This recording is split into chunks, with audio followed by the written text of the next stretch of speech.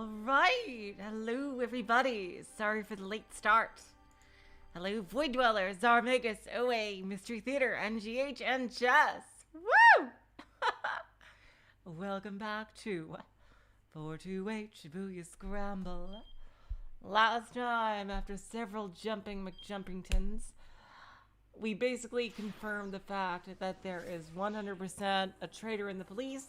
It's either Sasayama or Tateno, both people that Kano really trusts, so yeah, he's gonna have some really emotional moments. Either way.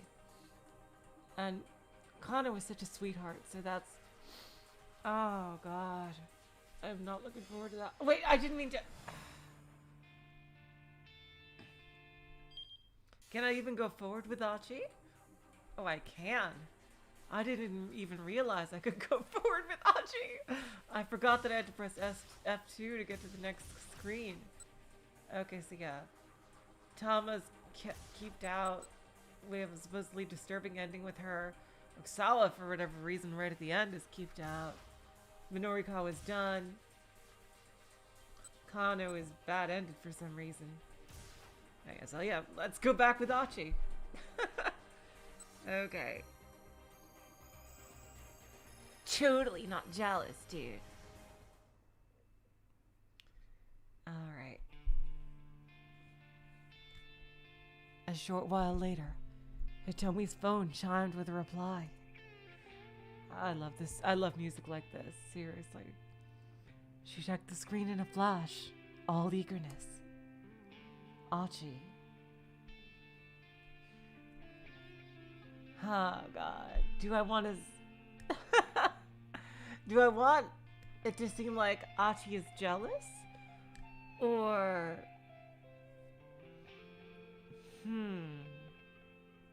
You know what? This game is all about getting bad endings and shit, so I'll see what happens. Couldn't help but ask. So, what's that Tanaka guy have to say? A hint of jealousy slipped into his voice. He says he's going to try to find the minivan for us. Huh? If he just comes and lets us out, I can go look for it myself. He says he wants us to hide out here a little longer. Oh, what the hell? Seriously? He says that if someone's after me, it's safer to stay where we are. Yeah, I'm out of the running. Achi thought to himself, come on, Achi! I really... You can't just jump to conclusions like this, man. Hello, Chi. Welcome to the stream. This Tanaka guy was pretty clearly concerned for her. And there was really only one reason a middle-aged man would think like that. Oh, come on, dude. Seriously? You really think that she would go for a middle-aged guy? Alright, fine, we'll wait. Achi turned his own phone off and slumped back in a huff. I really don't think it's like that.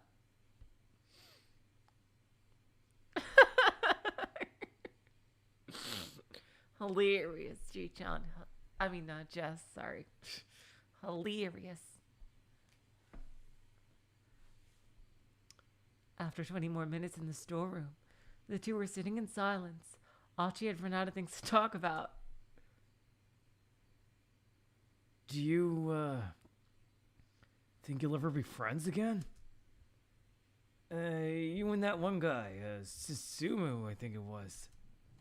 Oh, that was... God damn it. That was her. Fucking hell. Do you think you'll ever be friends again? You and the one guy. Susumu, I think it was? Hitomi's question caught Achi off guard. This game is normally very good about letting me know who's talking, but I'd say like maybe 5% of the time I get fucked up, but that's nothing like when I did OG Higurashi where it was nearly impossible to tell sometimes who was talking. It was, I think, Higurashi Rei, I believe, that I did in the old school Ryukishi style. One of those stories.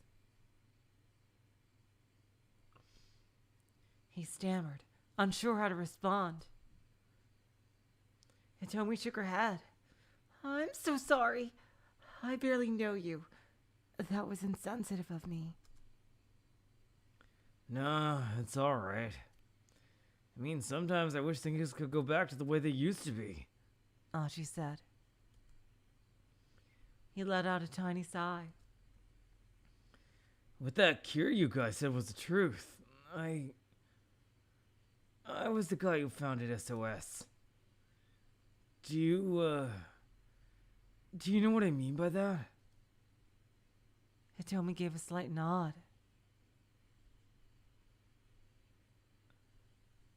Oh, I love Sakurashi too. I was just saying, I read one of the story from it, and it wasn't Sakurashi. It was the story about the love potion or whatever. It wasn't a potion, but it was love beads that was along with Sakurashi. I love Sakurashi and that story, by the way. That one, it turns out there was no modded version of it, so I did it in the old school Ryukishi style with no name tags and no ADV mode. So it was complete chaos, and I could barely ever tell who was talking.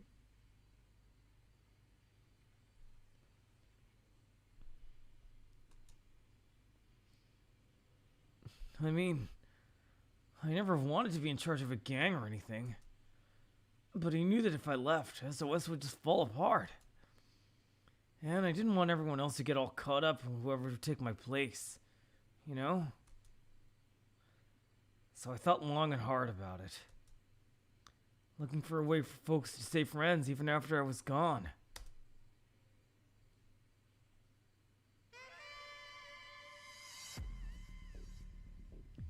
The loud voice echoed through the pool hall that served as SOS HQ. Oh, flashback time. An establishment for playing pool, more formally known as pocket billiards. I've never heard of that. I've never heard of it called pocket billiards. I've heard of billiards. Pool called billiards at times, but never pocket billiards. This particular place is a pool bar, serving alcohol. The standard pool table is rectangular in shape, sports 6 pockets, 4 in the corners and 1 in the middle of each long side, and supports multiple games, including 9-ball, 8-ball, and rotation. There are also tables without pockets. This style is known as carom billiards. I think I've briefly heard of that, but I've never seen it. There was, I know I have seen pool tables with, it looks like pool, but it's completely different. They have bumpers in the middle of it, and it's played with only red and white balls. And that's a separate game. I forgot what that was called.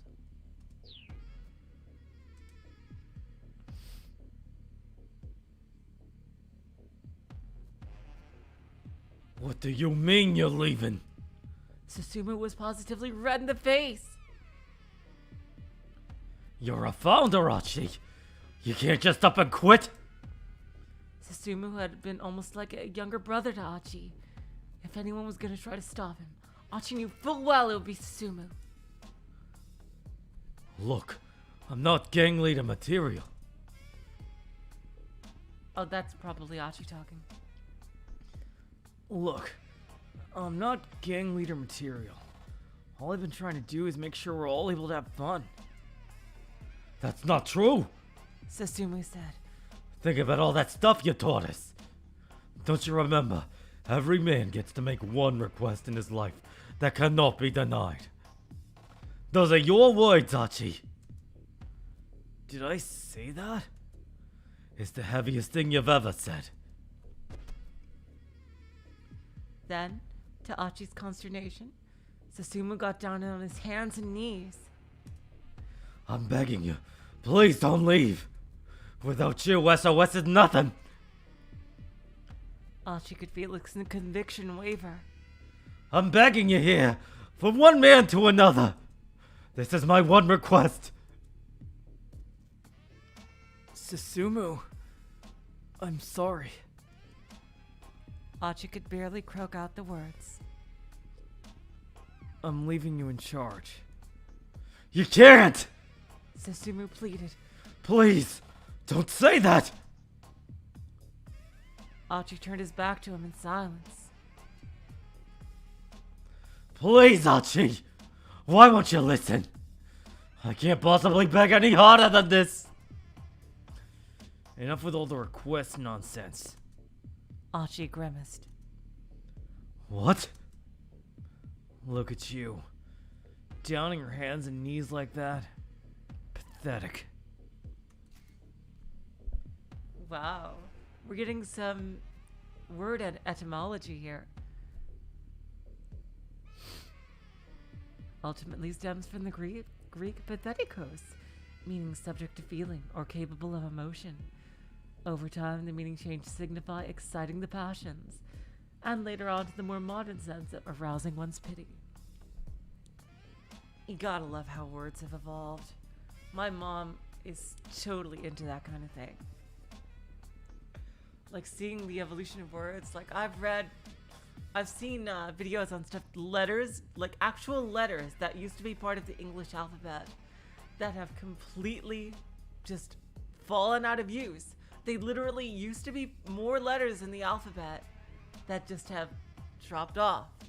Like, you know how the alphabet song goes da da da da da da da A B C D E F G H I J K L M N O P Q R S T U V W X Y and Z. You know, that's not just a coincidence.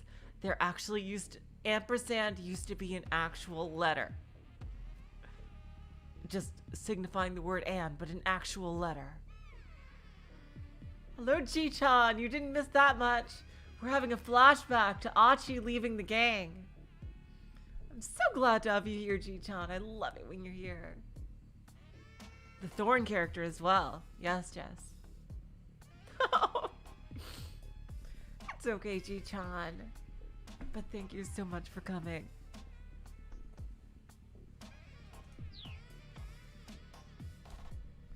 Achi spoke as harshly as he could, fighting to mask his true feelings. I'm fed up with you. All of you. With each word out of his mouth, Achi could feel his own heart breaking. But if he could make the others hate him, at least he would give SOS a reason to stay together. How can you say that? Don't you try and pull that crap!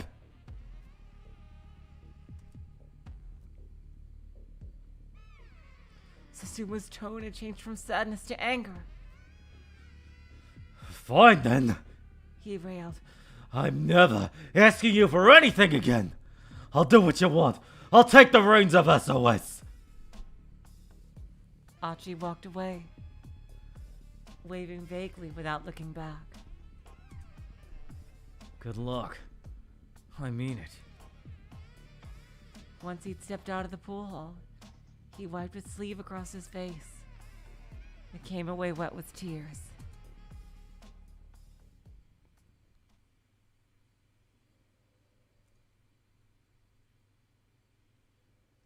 Sometimes I think that maybe I could apologize to those guys and we could go back to the good old days again. But that's never gonna happen. Not unless Suzune gets better. He stared into the distance at nothing in particular.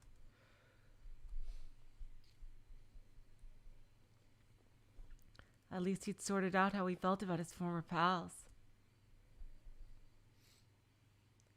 Is there nothing that can help your sister?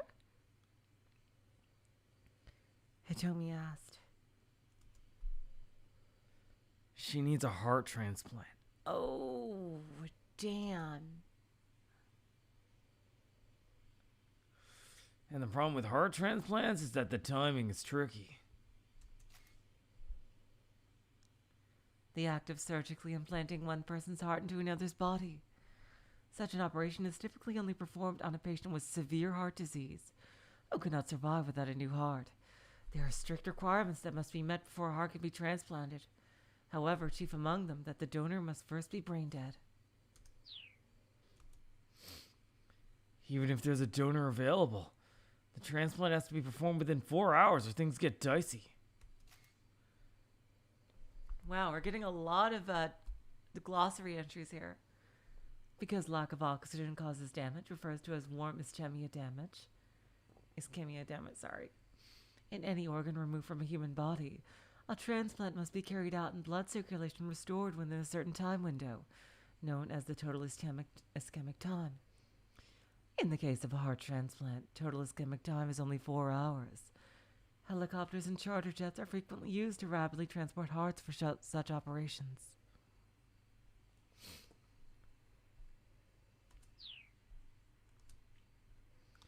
Oh, wow. I didn't realize. Someone with a heart that's a match for Suzune would need to die somewhere between her.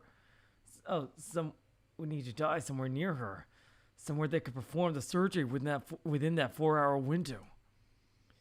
The odds of that happening are so small it would almost be a miracle. Which is what my sister's been waiting for. Oh, come on, Bones. Can't you grant this one time? I'll consider it. Achi thumped the left side of his chest. If my heart would do the trick, I'd gladly let her have it. There's gonna be one bad ending where that happens. I'm calling it right now. Damn it! And I've got a strong heart, too.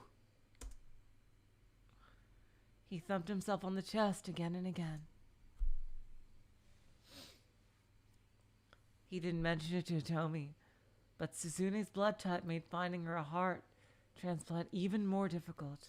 Damn. She had Bombay blood.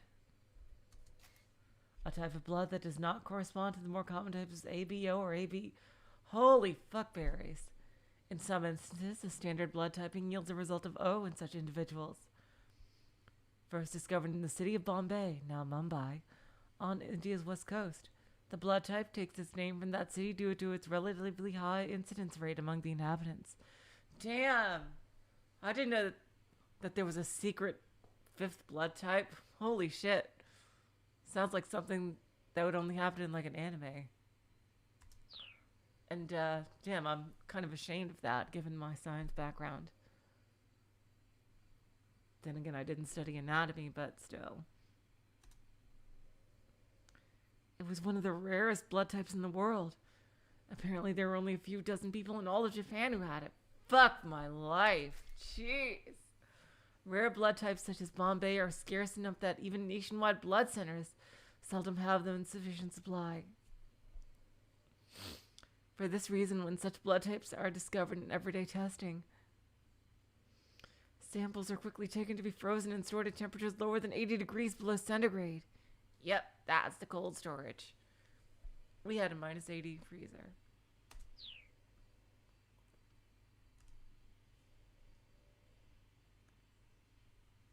Oh my god, Jess! I gotta read Jess's comment. I thought it was a real thing. Thanks, Zoe. The secret 5th blood type, hidden somewhere deep in the depths of human biology. Watch out for it. Oh my god. That's, yeah. Like, I never really thought much about that. Like, it's funny, when I first played Danganronpa 1, I never thought too much about that as like a meme, except when they just kept repeating it. And and then I saw like all the memes based on it, and it was so funny. I just, damn, that's probably one of my favorite Danganronpa 1 memes. If Suzune were ever to receive a heart transplant, it would need to be from someone who also had Bombay blood. Achi? Does she have it? Hitomi sounded like she was on the verge of tears. Wow. She must really feel bad for Suzune.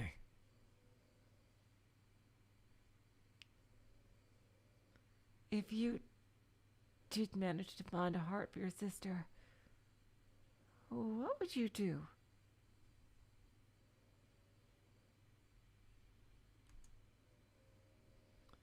What do you mean? Oh, God. Damn. Wow.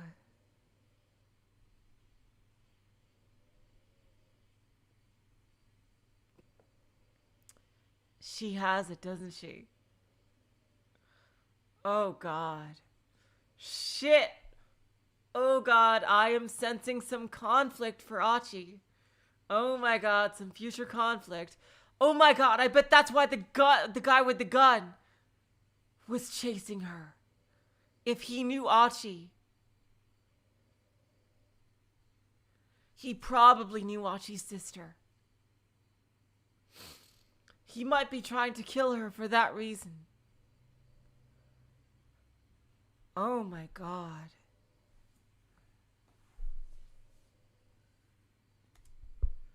Say, if you happen across someone who was a donor match.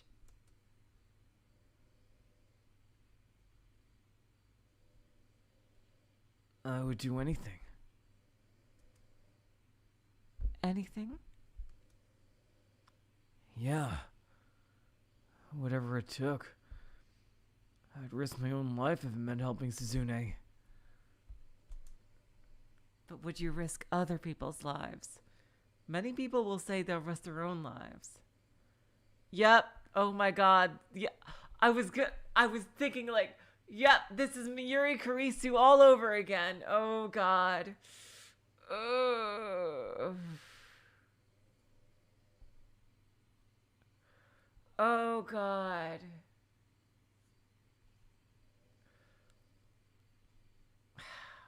Oh. My God, we're getting such drama with our characters. First Kano and the traitor, and now Achi and this. Holy shit. I mean, at that point, I'd assume God had granted me a miracle or something, you know? Oh, Burn. This is totally something you would do. Yes, I know.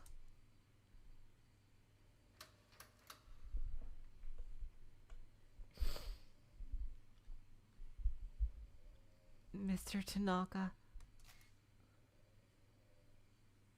Unfortunately for these two, it's not Mr. Tanaka. Right now, Tanaka is at the Osawa residence on his way to speak with Kenji Osawa, who's watching just as after lunch.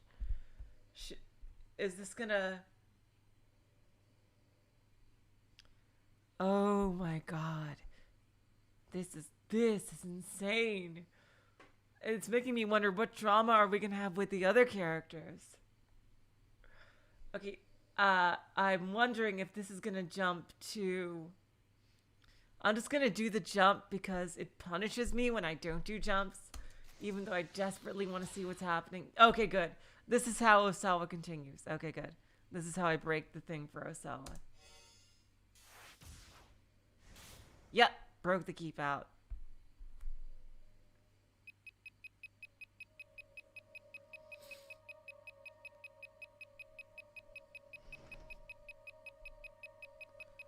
Director, if you have a moment.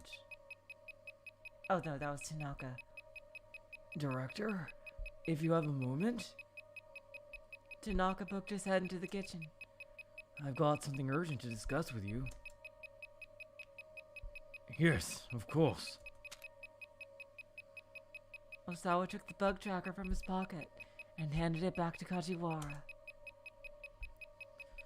I won't be needing this anymore.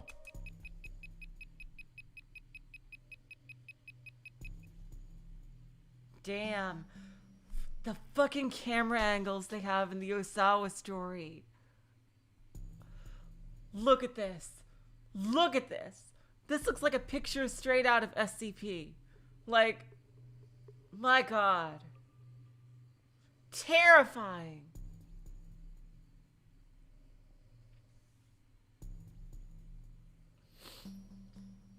As soon as they had left for the kitchen, Tanaka leaned in close and whispered to him.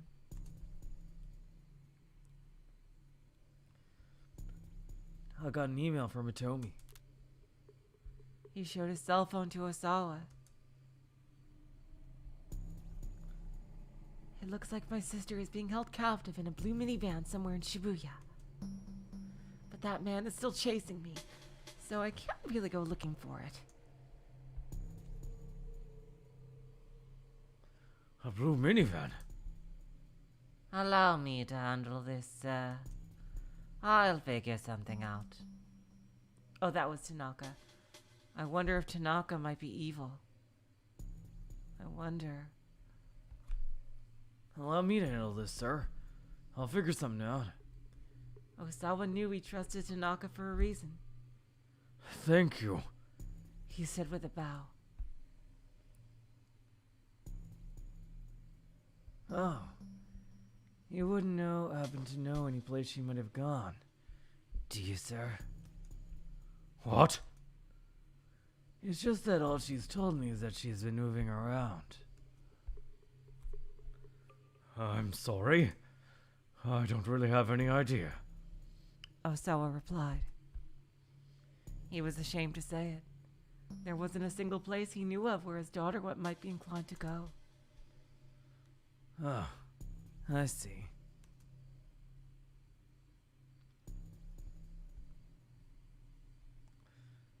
Tanaka, picking up on his discomfort, was visibly embarrassed himself.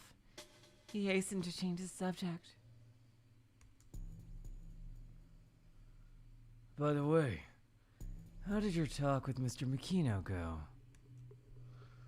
I confirmed that he was behind the human testing, but I don't know who sent me those emails. It was going to happen eventually, Ji-chan. Tanaka paused for a moment in thought, looking like he might have a hunch. All right then, He said. we'll have to talk in more detail later. With that, the assistant director headed for the front door.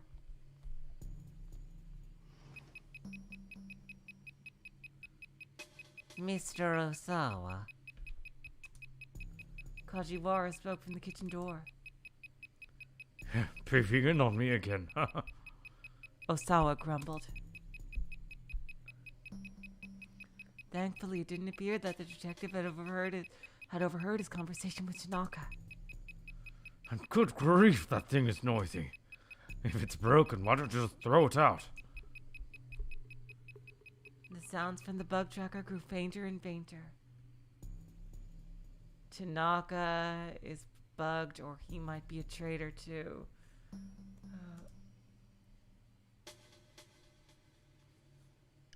Something wasn't right. Osawa now realized. Mr. Osawa, Kajiwara said.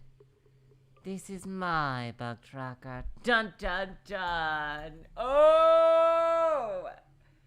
Tanaka is bugged. So? Osawa huffed. What I mean is, this one isn't broken. What? A chill ran up Osawa's spine. He swallowed audibly. I've pinpointed the source of the signal. Kajiwara said. Yup. It's coming from Mr. Tanaka. No. Osawa thought. I must have misheard that. Hold on. Hold on. Say that again. I've located the source of the signal. It's coming from Mr. Tanaka. The detective repeated. Yeah, this music, very interesting music choice here. This time, Osawa heard him crystal clear. I'm certain of it. Mr. Tanaka has a listening device on him. Osawa felt the blood draining from his face.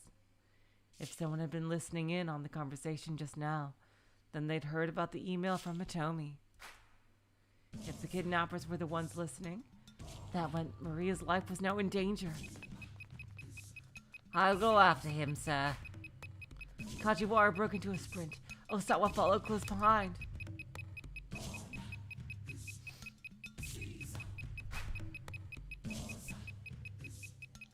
And here we go. That was the dramatic conclusion to Osawa's story. Now let's go back to Achi.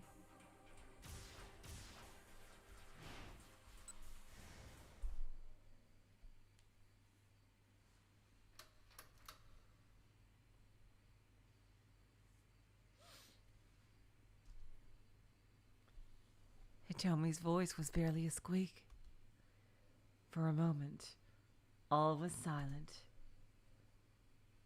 Maybe it's just a cat? Yeah. Oh, come on! Seriously? 2 jumps in one thing? Fucking hell!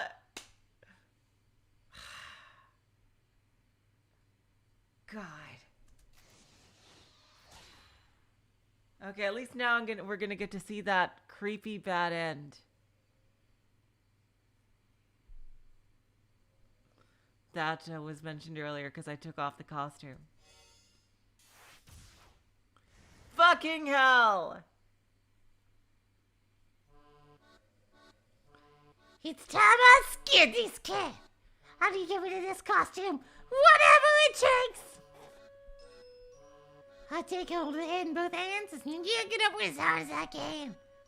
Oh! Please tell me I'm not just imagining things. The head feels a whole lot looser than it did before. If I give it a good enough push, then maybe... Ah!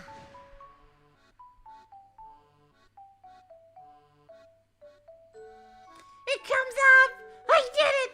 Oh, I slipped out of my sick cat costume and gleefully abandoned it as I head for the knick-knack shop. I guess that means I can stop talking in this voice. But, I don't think I will until somebody shows my face. Fucking what? What was the point of that? Oh, come on! What? What was the point of that? What was the actual point of that?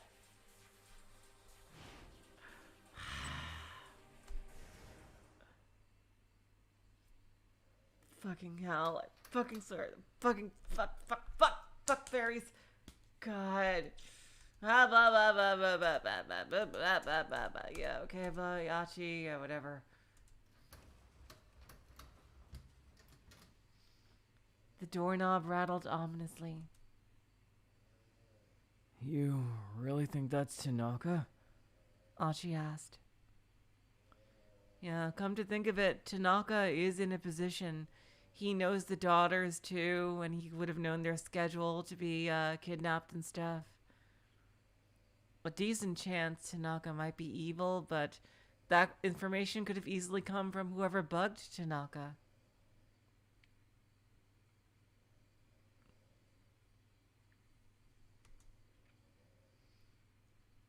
I'm not sure. If it were him, I think he'd probably say something. Achi grabbed Tomi's hand. We'd better hide. The two of them slid behind a large piece of plywood stage dressing.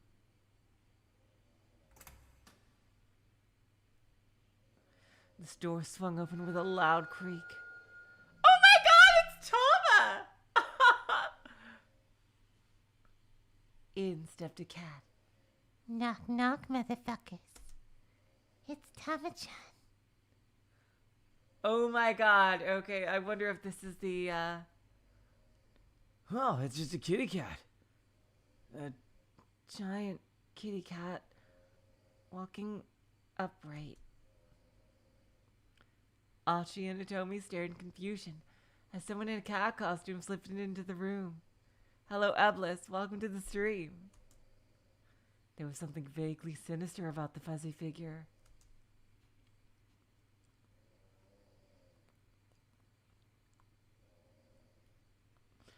Oh my god, our protagonists are meeting. I wonder if they're all going to be in like the same place together in the end. That would be an epic finale. Here we go, Eblis. This is hello, Zarmegas. This is probably what you were talking about, the creepy bad ending. The cat had both hands stuffed into its pockets, and it shuffled as it walked, dragging one leg. You think that's someone with the theater troupe? Achi whispered. Maybe. I played a video game like this once. It didn't end well. The two huddled in the shadows, pressed almost cheek to cheek. They watched as the cat rifled around inside one of its pockets and then pulled something out. It was a bundle of keys. No doubt the ones it had used to get inside. Achi's eyes fixed on the furry mitt that held them. It was stained dark red. What? What the fuck? Wait, did something get on Thomas' hands at one point? Is it the burning hammer? It's got to be like the spilled burning hammer, right? Metal Gear. Yes, it's Metal Gear. Metal Gear. God damn it, I still can't do Solid Snake. That could be only one thing. Oh my god! That's also possible, Jishan. Yes, someone might have taken the costume. In that moment, Achi finally realized just what was going on. That's no theater guy. It was the assassin. He used the cat suit to slip past the theater people and somehow gotten his hands on the storeroom keys. Now he tossed the keys away, then delicately adjusted the costume's wobbly head. Hitomi, we gotta run. Huh? Hitomi seemed frozen, mesmerized. Oh god! Shit! It's FNAF time. The cat turned directly toward them. What the fuck? The fur around its mouth was stained crimson. Holy fuck! Hitomi let out a high-pitched cry of shock. Ah! Oh, jeez. The cat drew its other hand out of its pocket. Clutched in its mitt was a gun. Who could have taken the costume? Achi and Hitomi had nowhere to run, nowhere to hide.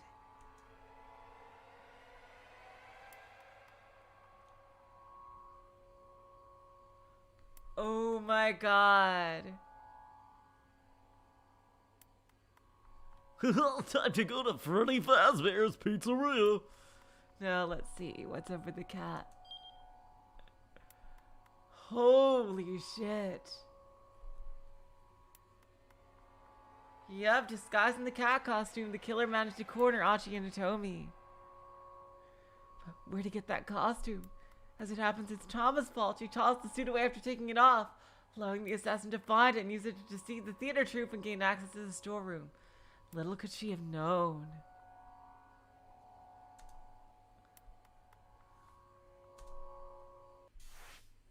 God, okay, that's what y'all were talking about.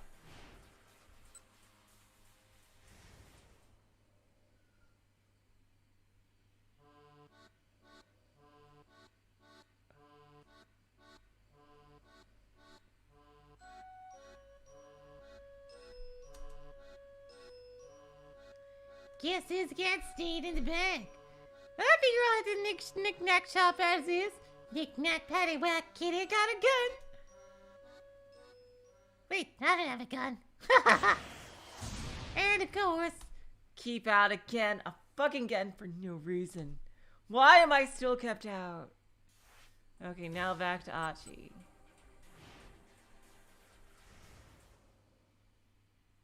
That was amazing.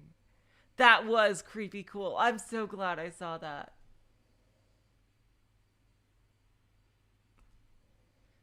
Okay, let's get back to where it was.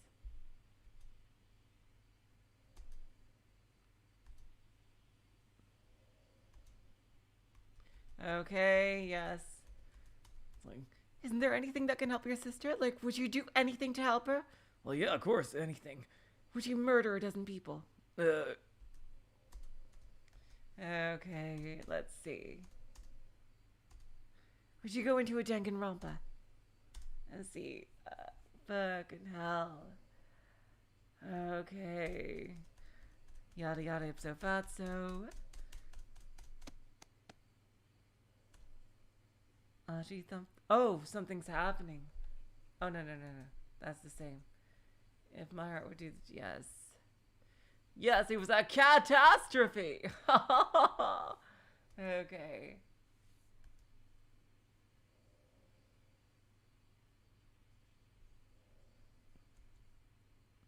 Oh God, this is way far back. Come on, there's a. All right, trying to fast forward. Okay, here we go. She clearly knows something about this.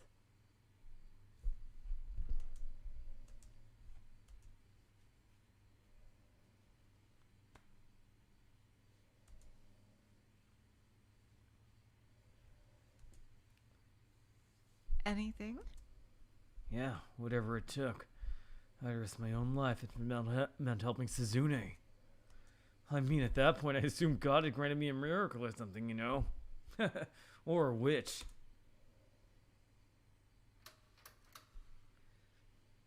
Wouldn't that be such a Burncastle-y thing to do? Like, seriously. This would totally be something Burncastle would do to Achi. She would have Hitomi have the correct blood type.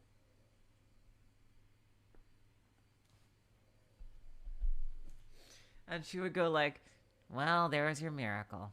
Enjoy. I gave you the chance to save your sister. Thank me! like she would basically, I think she would basically do something like that. Okay, now who's at the door this time? For a moment, all was silent. Yeah, maybe it's just a cat, or maybe not. Okay, here we go. Things are finally different. Suddenly, someone hit the door hard. It sounded like they were trying to break the lock. You really think that's Tanaka? Achi asked. I'm not sure. If it were him, I think he'd probably say something. Achi grabbed Hitomi's hand. We better hide. The two of them slipped behind a large piece of plywood stage dressing.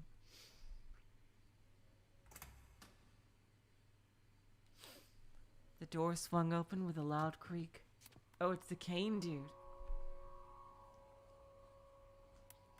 Like, there are so many different factions at work here. In stepped the man with the cane. What the heck? Achi whispered. What's he doing here? Gun drawn, the assassin prowled slowly around the storeroom. We've jumped to Tama twice, and it didn't work.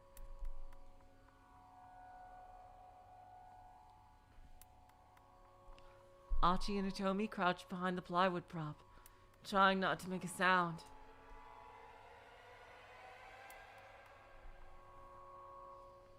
The man moved out of their line of sight. Achi gazed longingly at the door.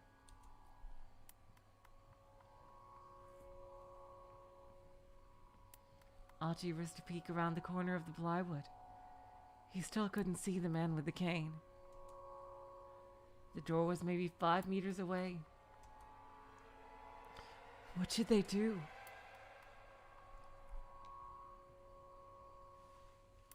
Well, Cane Man is pretty slow because he has a cane. It kind of is like the fair ascending. Damn. I could totally see.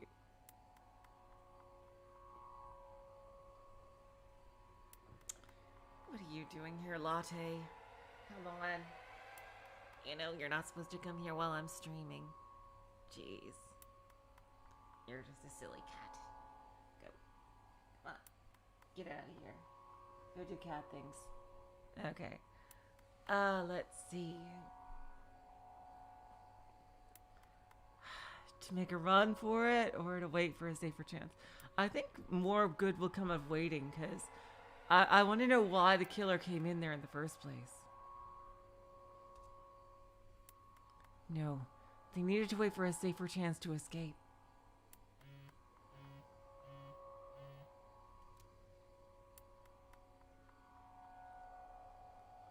Achi heard the sound of a cell phone vibrating from behind a tall piece of plywood leaning by the door. The assassin stepped out from behind it. He still hadn't spotted his quarry. Who is that? Have we seen this guy before?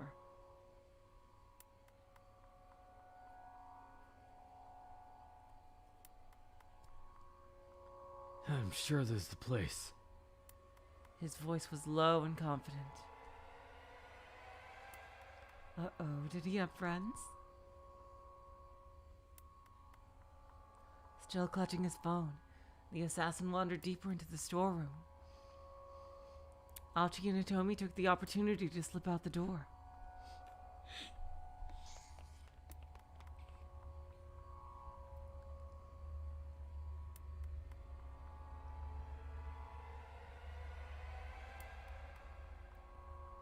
They ran through the alleyways back toward the main road. Read what? What, Ji-chan? What? What do you want me to read?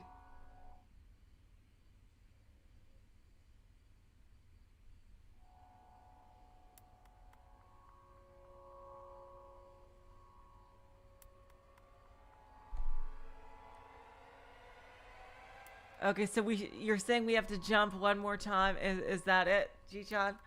God, they are just fucking trying to kill me with these jumps. Okay, I see. Thanks, Ji-chan. Okay, so I guess this was the right choice. They ran through the alleyways back toward the main road. Oh no, fuckberries. Before they reached it, however, they suddenly found their path cut off by one of the foreigners who chased them earlier, the accomplice of the man with the pipe. He stood waiting for them, holding a knife in one hand. Achi could totally take this guy. Out of the frying pan and into the fire. If they turned back, Achi knew the man with the cane might catch up with them, and he had a gun. Achi slipped off his sleeveless jacket and wrapped it around his left arm. Hello, Uwu. Welcome to the stream.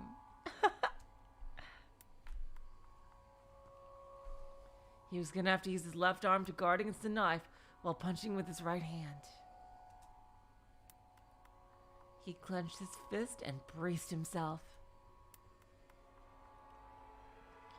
And then suddenly he froze. He froze. Huh? A small, dark silhouette dropped from somewhere up above. Oh, someone's gonna help him out! Spider-Man or some shit. Landing deftly, the newcomer lunged toward the man with the knife. Oh, is it that ninja girl from before? Closing the gap between them in the blink of an eye. Ugh. The figure delivered a swift chop to the back of the man's neck.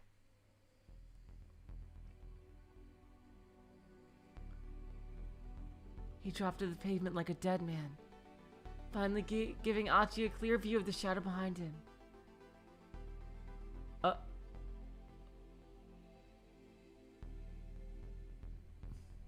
Achi couldn't believe his eyes.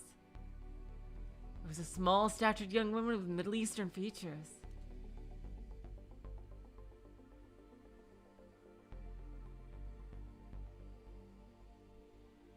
A new character. Hitomi looks like she knows her. Hitomi let out a little gasp.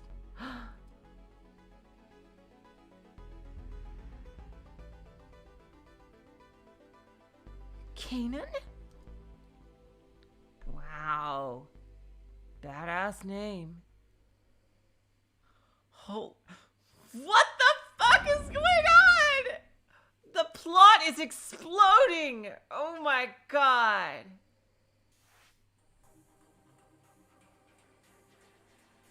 The plot is exploding. Holy shit. Okay, what can we, okay, we still can't go back to, okay, I think, you mentioned that we can finally jump to Tama. Finally.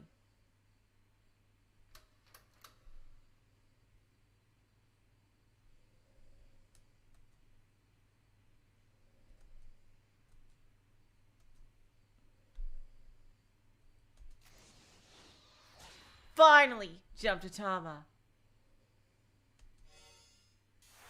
Oh, hello, Ibis. Welcome to the stream. Oh, this is a very popular character, apparently. Like, the plot in this last section has just gotten completely insane and amazing. The sales demo was over, and against all odds, I managed to get paid. Money clutched in one paw. I head to the knick-knack paddywhack give a dog a bone shop to finally buy that necklace I can't stop thinking about. Hello? Anyone here? I called out. There's no reply. Is the shopkeeper out? That'll be just my luck. Just a moment. I'm pretty sure it's that guy. Panting, the sales clerk comes scurrying into the shop behind me. Sorry about that. Just had to pop out for a sec. Woo! You would not believe what I just saw. Yeah, take bets. I think I might. He leans against a pillar, gasping audibly as he tries to catch his breath. Yep, it's that guy. You're here about the necklace. Do you still have it? Oh, if you don't still have it. Of course. Oh, thank you so much.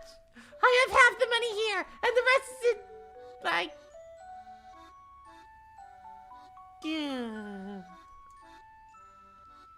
I suddenly remember something very important. Oh, no! The sales clerk gives me a curious look. What's the matter? My wallet! It's still in here! Ah! So close, yet so far! What is this, a fucking Twilight Zone episode? I pat the costume around the chimney. So why don't you just take that outfit off? I'm not wearing anything underneath! What? I don't know if I am or not. Well, I mean, the zipper's kinda broken. I wouldn't be having all this trouble if I could just get out of this damn costume. Kind of broken. It's way more broken than that.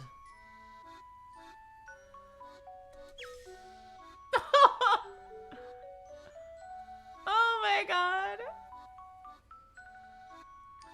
The sales clerk points me to a full body mirror. He's right, the zipper in the back is hanging open. Taking this thing off will be a cinch now. Oh, thank you. I give him a bow. I'm not sure you need to be thanking me. He says. No, I do. If you hadn't pointed that out, I might have let myself stay stuck in here forever. So really, thank you so much. Despite all appearances, I'm not a furry. I bow again and again.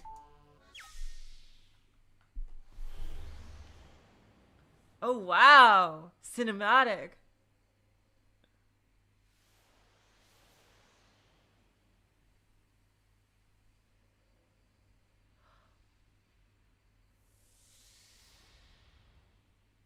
Yeah, of course. We all knew this earlier. Damn, an actual movie scene too for it. Yeah, we knew that. Definitely. That it was totally that's totally her. I assume they used the same actress. Yeah.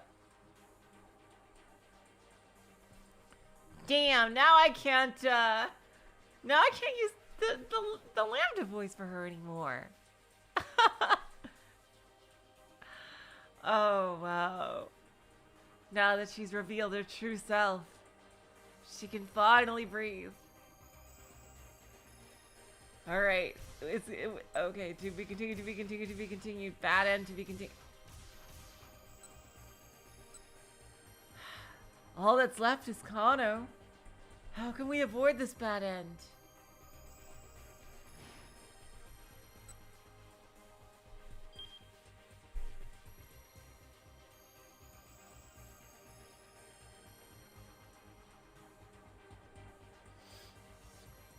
Let's see. Someone could do something at 1340 that throws a wrench into Kano's activities. Thanks to the, You still want me to use the Lambda voice for her even when she's not in the cat costume. Oh, okay. Okay, I'll see how it goes. Okay. All right.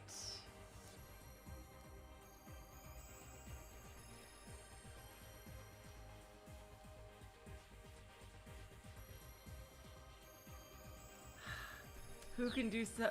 Who has a choice at 1340?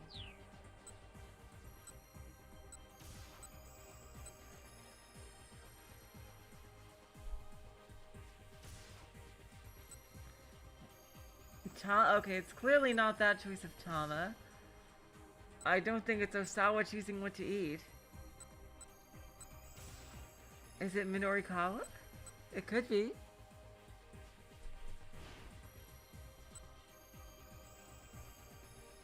Is that possible? Okay, what did Achi do at this time?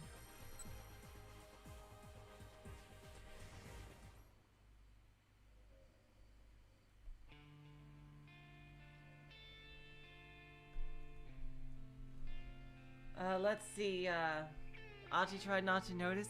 Is that gonna do anything? Achi did his utmost to pretend he didn't notice. Mr. Tanaka said he's gonna look out for the minivan for us. Huh? He says he wants us to hide out here a little longer. What? No.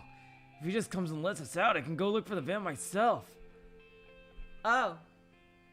Okay, cool. Okay, I'm glad then,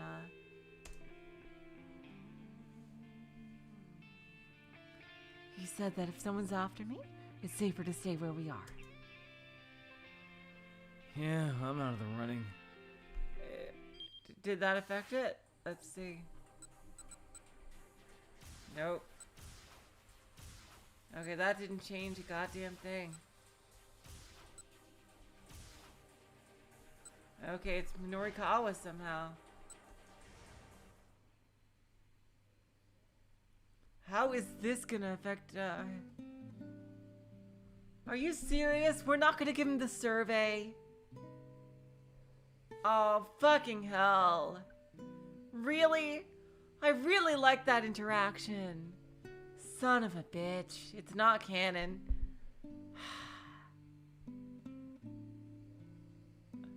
Are you fucking serious? God damn it. This was such a good interaction.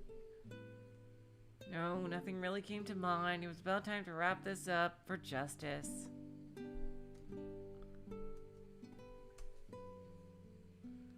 Thank you for your time, Mr. Yonagashita.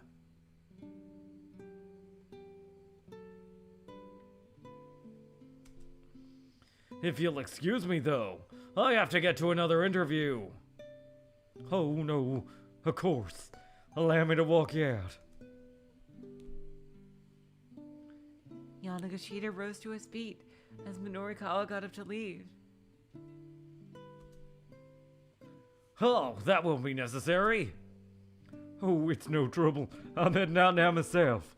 Gotta run before those guys show up. Huh? What guys do you mean?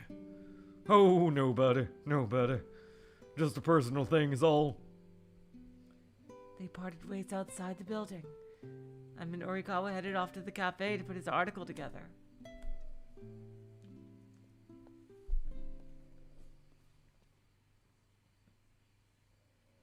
Oh, perfect timing! Okay, here we go. I think, that did it. For some reason, that changed Kano's fate, so let's finish off this hour with Kano. Okay, let's go. I am, by the way, the first one I'm doing is Achi. 100%, just saying. The first one of the next hour. Finally some movement. Yes, okay. At long last, the traffic began to move again. Almost as soon as it did, however, Stanley had to slam on the brakes. Oh! A frantic-looking man had jumped out in front of the car. Whoa, hey! What the hell are you doing? Kano sputtered. The stranger plastered his face against the passenger side window. Open up! He shouted. Open the door, please, for the love of God! The guy showed every sign of total panic. Jinichi Yanagashita. Something happened just after he parted ways with Minorikawa. And now that he's running this way and in quite a panic at that. Don't do it. Stanley warned. Kano hesitated. It wasn't like they could just drive off with this fellow clinging to the car. Please. You gotta help me. The man slipped his fingers through the gap in the window, trying to force it further open. Help me. Whoa, hold on. What's your deal? Help me. Sir, just tell me what... Help me! Look, up ahead. Stanley exclaimed suddenly. There he is. Kano whipped his head back and forth. There, walking along the sidewalk ahead, was Alkawaran, very much not in custody. What the hell? Kano tried to jump out of the car, but the frantic stranger had gotten his upper body wedged in the window and the door wouldn't open. Stanley, his usual steely expression replaced with a look of shock, exited on the driver's side and went after Alkawaran himself. Kano shouted at the man in the window.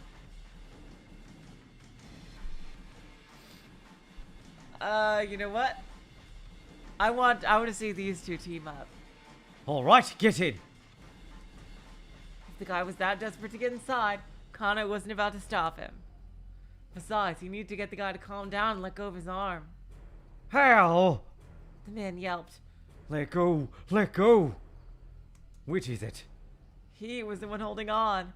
Why was he demanding to be let go? What the hell is going on? Just as Kano's thoughts were forming, the crazed stranger was yanked back out of the car, dragging Kano with him. What? Oh my god! A pair of rough-looking men had grabbed him by his lower body. No, no! He screamed. I can't do 80 days hard labor. I can't do 2 days hard labor. Somehow he was still managing to cling to the car door. Just give it up and let go already, Snarled one of the assailants. The pair shifted their grip and pulled even harder. Kano heard the sound of tearing fabric as the two toughs tumbled backwards. Oh my god! Just like that, the crazed stranger was stripped down to his boxers. He let out a pathetic wail. No! Oh man! The two toughs burst into uproarious laughter at the sight. Now's a chance. One of them managed to sputter. Hello, Hala Mirage. The pantsless man snatched up his ruined garment and bolted like a startled hare.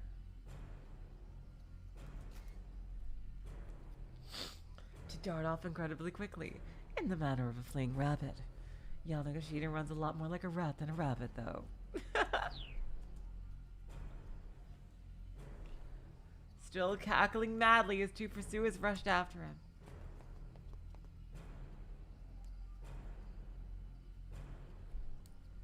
Kano was still staring dumbstruck at the spectacle when Stanley returned to the car.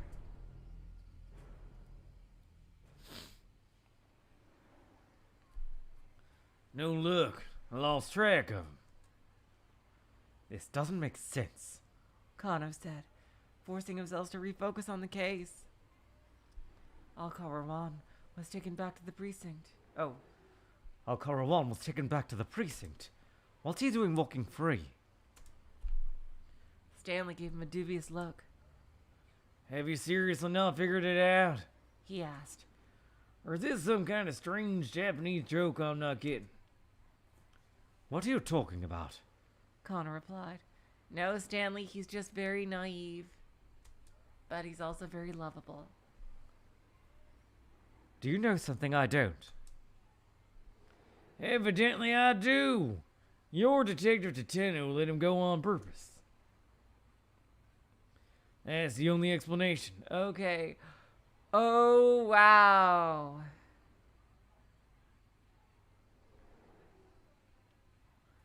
Oh, that is a big point towards the traitor being Sasayama.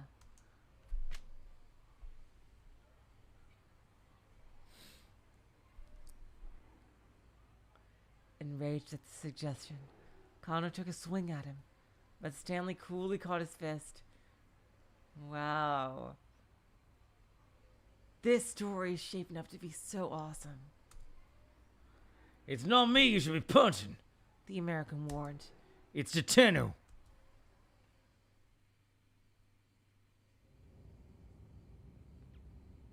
Abashed, Kano radioed up Kuze on the wireless.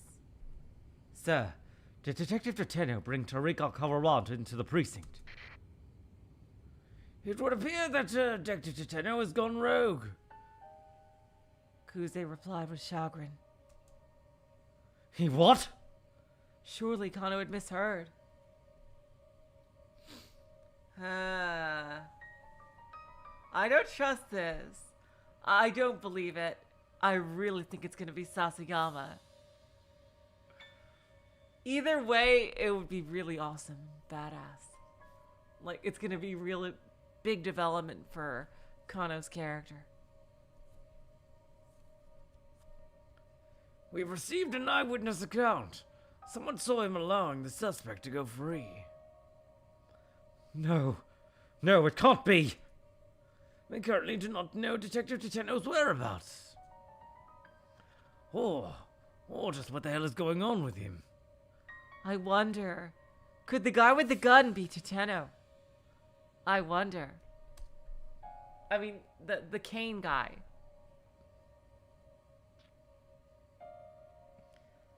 Wouldn't I bet he is. I bet he is. I bet that's totally him.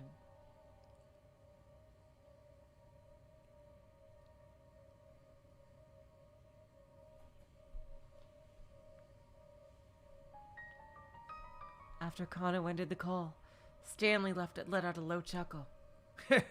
I see. Looks like you had a traitor in your midst. Kano grabbed him by the collar. Stanley snorted. What are you trying to pull here?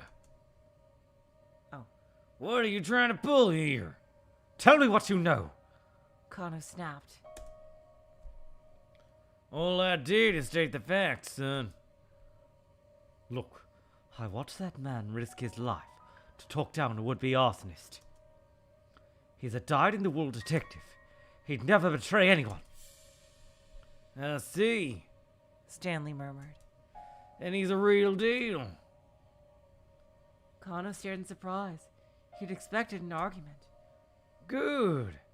He said, I'm glad we're on the same page. Tateno risked his life in order to get people to trust him. Oh, Tateno risked his life in order to get people to trust him. He's a dyed-in-the-wool spy is what he is. Oh, that was Kano saying Good. I'm glad we're on the same page. earlier. Kano didn't have the words. His clenched fist trembling once more, he fumbled for his cell phone again.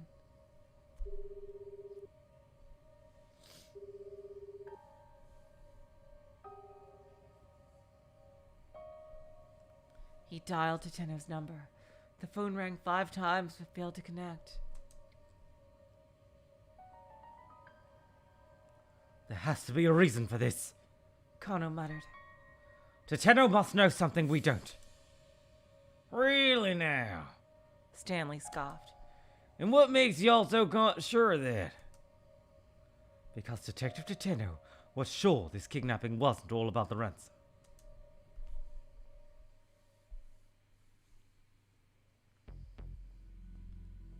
Kano's mind drifted back to 9 o'clock that morning.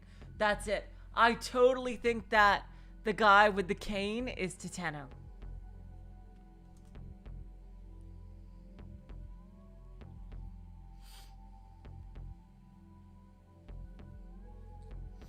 Ahead of their stakeout at the Scramble, he was walking with Tateno through the halls of the Shibuya precinct. We're going to do a bang-up job out there, Detective Tateno. He chirped. He was maybe a bit too excited about getting to take part in such a major case. Tateno patted Kano on the back. You need to take a step back. You're not letting yourself see the forest for the trees. What do you mean, sir? What I mean is that this is no ordinary kidnapping. Tateno's words triggered a little revelation. You're talking about the location for the ransom handoff, aren't you? Kano said. Doesn't make sense for the criminals to pick such a major intersection. Warmer? Tateno replied. Kano frowned inwardly. He'd been so sure that was the answer. Have you thought about why they need to ask to have the sister make the handoff? Kano thought some more before answering. Because women are easier to deal with? He suggested. Colder.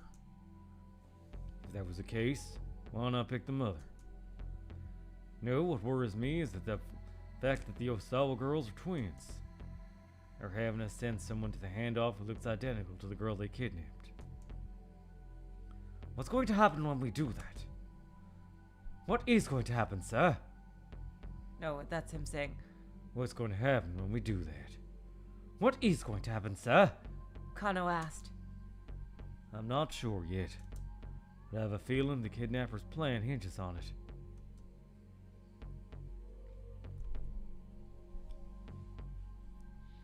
The two exited through the precinct's main entrance. Up ahead, rows of buildings stood tall against a backdrop of bright blue sky. Tateno let out a quiet sigh. Just think that so many terrible things are happening out there on such a beautiful day. Solve one case and another's waiting. He went on. As always, what is it about people that drives them to do such horrible things?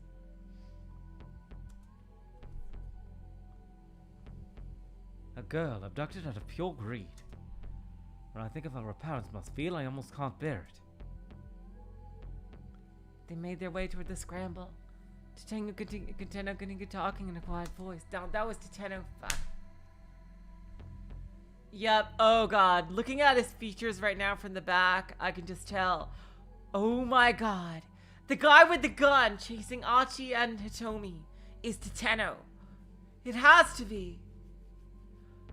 Does that mean Hitomi is evil? Oh my god. I wonder.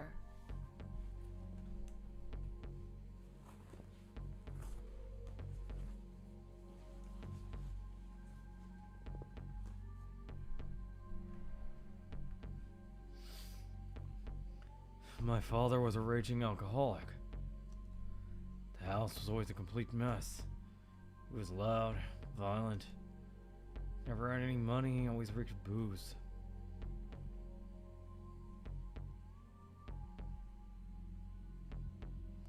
My mother, she would cry and cry. I was afraid to come home. Every day I stayed out playing as late as I could possibly manage. That's what I think too. Hala Mirage. No, he doesn't think Achi is a kidnapper. He knows Achi. Although I don't know how he knows Achi.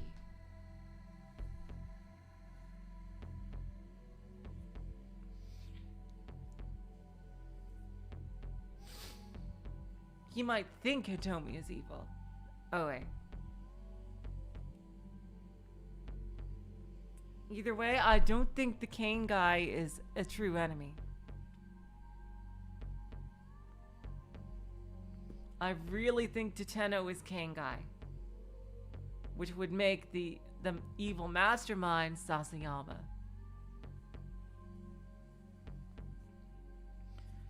Every day I stayed out playing as late as I could possibly manage.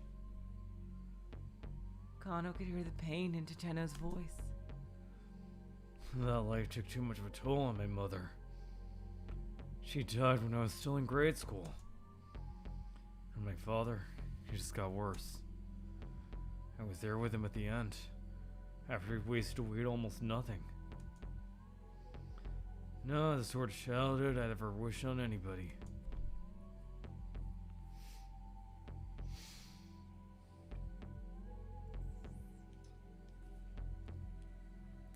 Sounds like you really went through a lot. Kano hated himself for uttering such an empty platitude. But he had no idea what else to say. Kano, as old as I am, I still don't really know what it is to be happy. I think that's probably because I'd never known what it's like to have a happy family. Tateno sounded so forlorn. The only happiness I know how to protect is other people's happiness. Yeah, he's definitely a good guy. Kano heard in those words the soul of a true detective. There's gotta be a misunderstanding between Achi and Tateno. I just hope you're ready. Kano did his best to keep his voice as calm and level as he could. Lifting up his clenched fist. Because if I find proof that Tateno is innocent, I'm planting this right into your jaw. Stanley just cracked a wry smile. The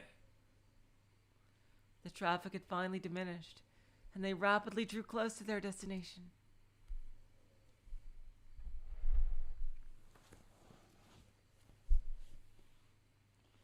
The syndicate's hangout was in Chomagaya, to the southwest of Yoyogi Park.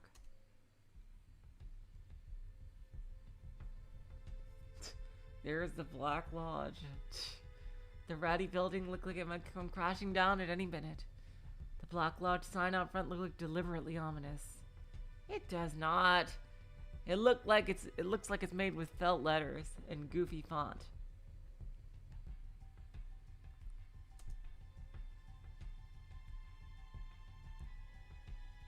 Kano knew that the place as a bar frequented by expats from various countries, as well as a hotbed of criminal activity. Now they're gonna find all the bodies.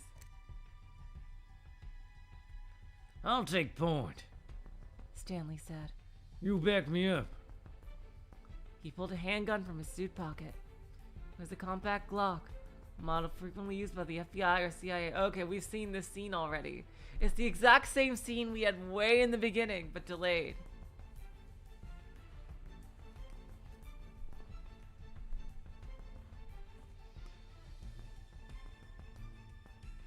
Kano drew his own gun, and the two cautiously made their way inside.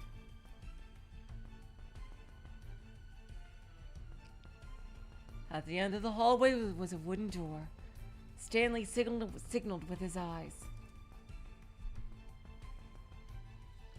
Kano gave a tiny nod, and Stanley kicked the door in. The stench of blood hit them as soon as they stepped inside. Kano let out a startled gasp. Yep, now they found all the bodies again. Ding dong dong ding. Oh, a body has been discovered. Several bodies. There were nearly a dozen bodies sprawled out all over the floor. He recognized them all. They were men who'd participated in the repeated attaché case handoffs. Yep, this is the Dark Knight Joker all over again. Each appeared to have been stabbed to death. How fucking crazy, talented, and deadly martial arts do you have to be?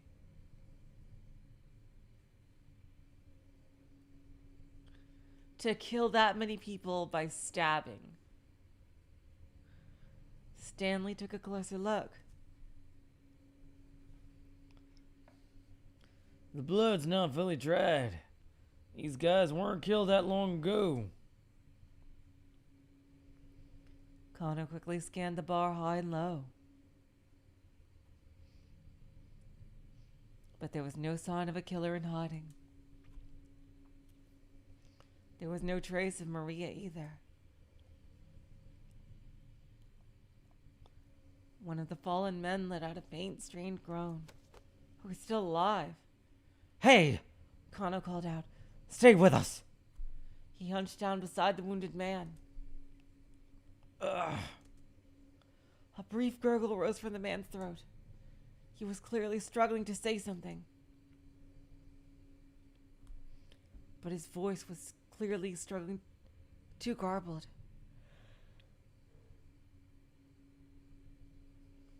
Too indistinct for Connor to make out any coherent words.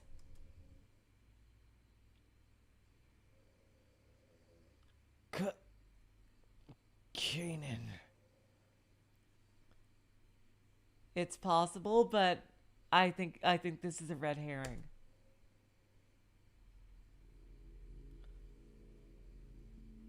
They probably want her to save them or something. What was that? But there was no more. The dying man went limp and still.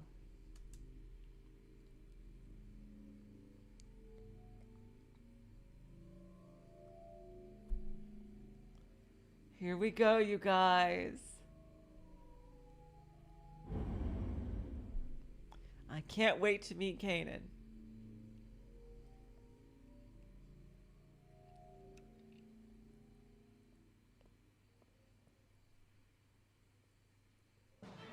Here we go!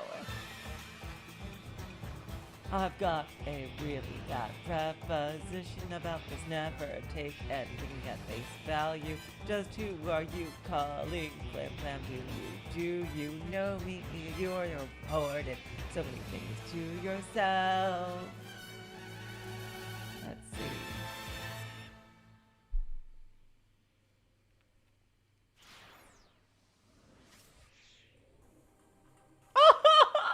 Oh my god! Java becomes Maria! Yahoo! Da da da da da da da! Oh my god. That is so cool. They even did like a little animation for it.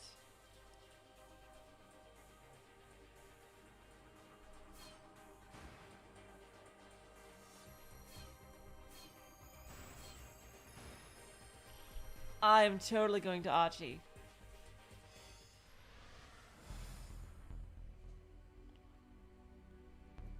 Let's see. White-haired girl for now. Voice.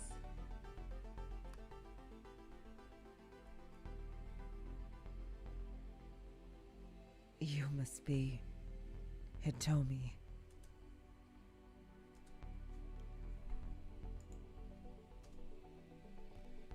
The girl called Canaan spoke fairly fluent Japanese. Hitomi nodded in response. Yes, that's me. And you're Canaan, right? How did you know my name? Did Maria tell you? What?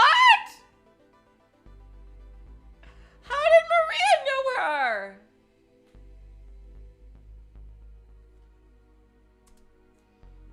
Yes? How do they know her? She told me about this amazing girl from overseas she made friends with. A thin smile crossed Canaan's lips at the word amazing. Then her look grew sad. Poor Maria. It's my fault that she was abducted. What? Achi and Hitomi gasped in unison. That's why I have to rescue her. I don't know about y'all, but I'm getting a little ship vibes. I'm getting a bit shippy, as I am wont to do here. Canaan added. Hold on a second, Hitomi said. What do you mean it's your fault? She's badass. Canaan replied by jerking her chin in the direction of the main road. Better head that way, she said softly. Someone's coming. But Hitomi didn't back down. Please, tell me, why was my sister kidnapped? Was it because she has a really weird voice?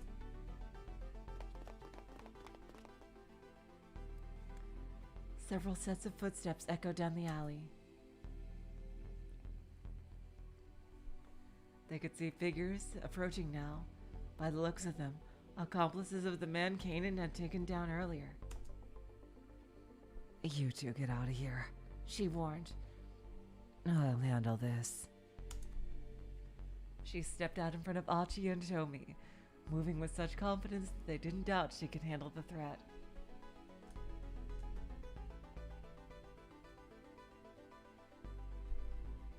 Come to the Gigo building at 3, she added quietly, never taking her eyes off the advancing syndicate members.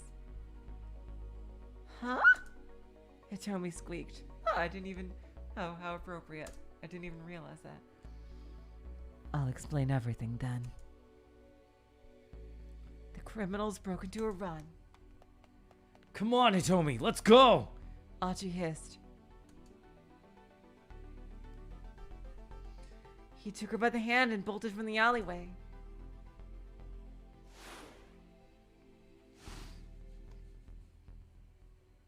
Damn it. Some people might say I fall in ship a bit too easily. I don't know. But just that one tiny thing made me kind of ship Canaan and Maria. They both have biblical names. It's possible. I don't know. The two didn't slow their pace until they'd put plenty of distance between themselves and the alleyway. Oh my god, you John. I'm not going to repeat it, but that is an incredible joke.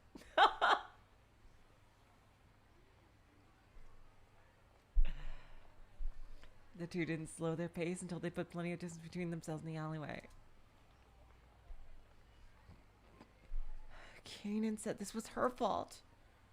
What could she have meant by that? The hard run hadn't made Hitomi forget the other girl's startling suggestion. Well, she said she'll meet up with us again later. Achi said. We can ask her more about it then. In the meantime... An ache in his belly had made Achi realize he'd been running all day and hadn't eaten since the morning. People on a diet need to be careful about skipping meals. Going too long without proper nourishment can cause the body to store up its energy reserves, leading to weight gain instead of loss. Proper eating habits and proper exercise are key. I'll make a note of it.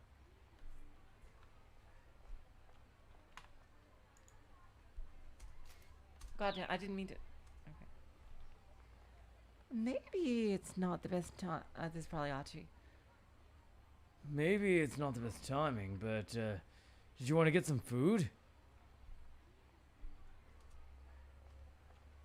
I'll be okay. Hitomi's face was racked with emotion. It's only natural. Achi thought. Not only was she afraid for her sister's life, but there are all these people out to kill her too. And with this Canaan girl suddenly showing up, the situation was more confusing than ever. Still, they might as well address the few problems they could control. There was a fast food joint nearby. Let's go in there. Achi said. You might not be hungry, but you still make sure you stay hydrated. Hitomi shook her head, but her wan face practically radiated exhaustion.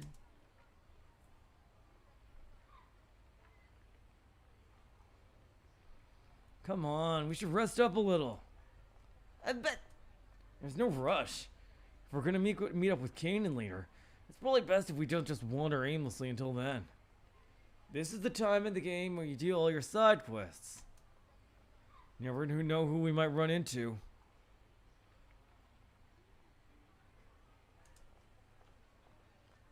I guess you're right. The two went into the fast food restaurant together. Sweden. Welcome, said the girl at the register with a bright smile. May I take your order? I'll have the spaghetti with meat sauce. How about you, Hitomi? I cook a lovely linguine and meat sauce. It's one of my favorite things to cook. Hey, it's not letting me.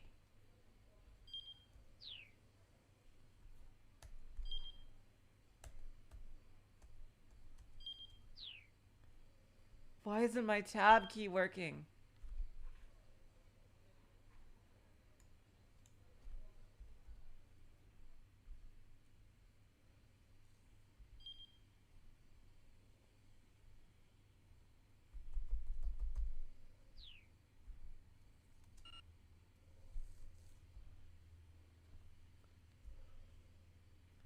Let's see.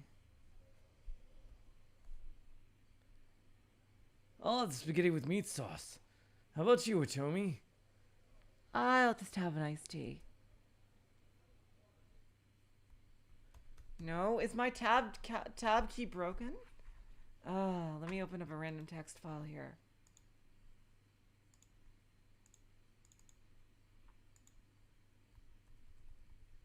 No, the tab key works just fine. Let's see. Now I can do it. What the hell? Jeez. Spaghetti with a sauce made from tomatoes and ground meat, also known as spaghetti bolognese if you want to sell it for a higher price in a restaurant. Or if you want to sound more Italian. Like Neapolitan spaghetti, flavored with ketchup.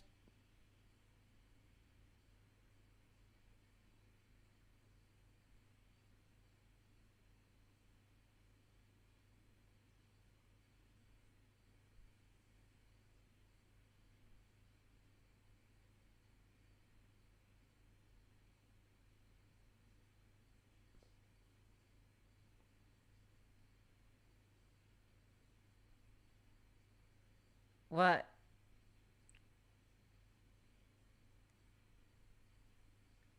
It, ooh, ooh,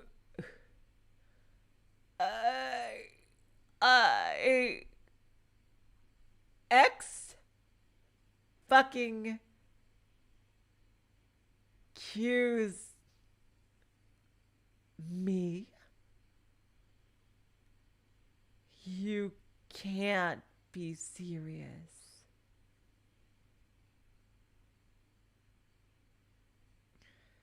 Spaghetti with ketchup?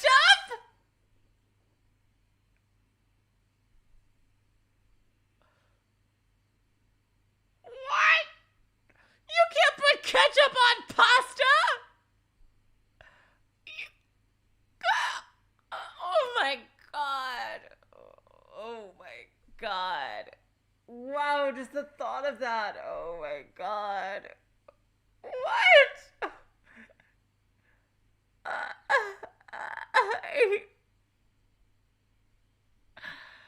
Flavored with ketchup is a perennial favorite of Japanese children for some reason.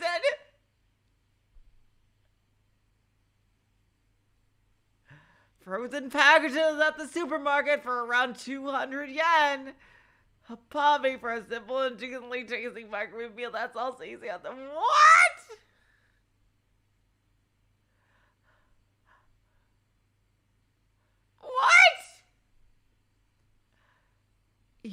That's gotta be a mistranslation.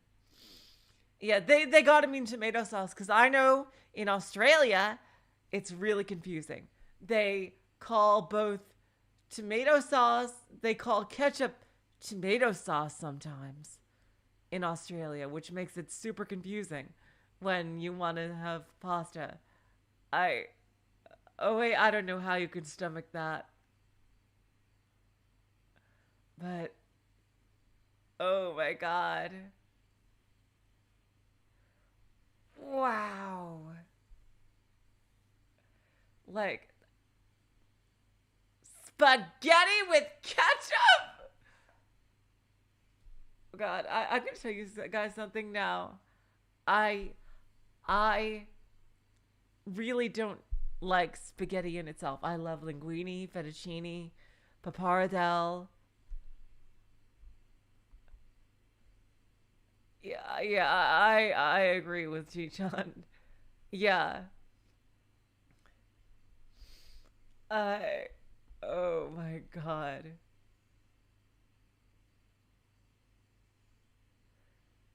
Oh my god. No, mayonnaise can be mixed into many different sauces and stuff. Oh, I just can't imagine spaghetti ketchup and not wanting to absolutely. Yeah, Jacopo is rolling in his grave. Oh god. Well, okay, anyway, we spent way too long on this.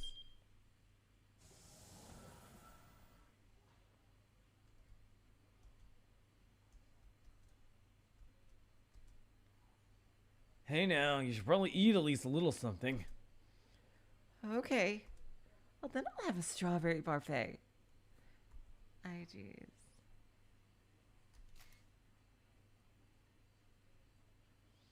A dessert of strawberries topped with ice cream and whipped cream. Hitomi has been so worried about her sister that she hasn't eaten anything since last night. But being with Achi has calmed her nerves a little, and her appetite has returned. Perhaps her reflexive order of a strawberry parfait is a sign that she's not only hungry, but also still a little girl with a sweet tooth at heart. That is such a Japanese thing, gendering food. I find that absolutely fascinating, because in Western culture we don't gender food, but we do have masculine and feminine alcoholic drinks. But with food, it's like, why would you even think that? Like, I find that such a fascinating aspect of cultural differences.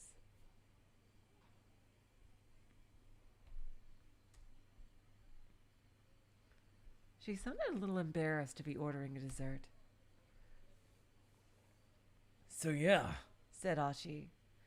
one spaghetti and meat sauce and a strawberry parfait, please. Coming right up.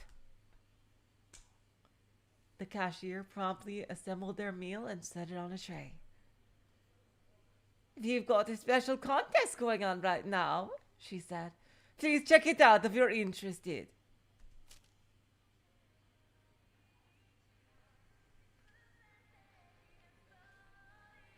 The girl handed Achi a flyer. It read, Iron Stomach Eating Contest. You'd 1,000 scoops of ice cream and win 10 million yen.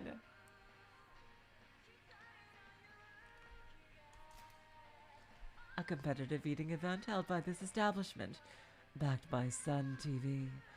The competition had been shared with the entire country over the internet. Many contestants had entered for a shot at the 10 million yen prize, but so far no one has been able to complete the eating challenge due to the large number of competitors who suffer from gastrointestinal distress as a result of their efforts. Roughly 30 portable toilets have been set up outside the restaurant.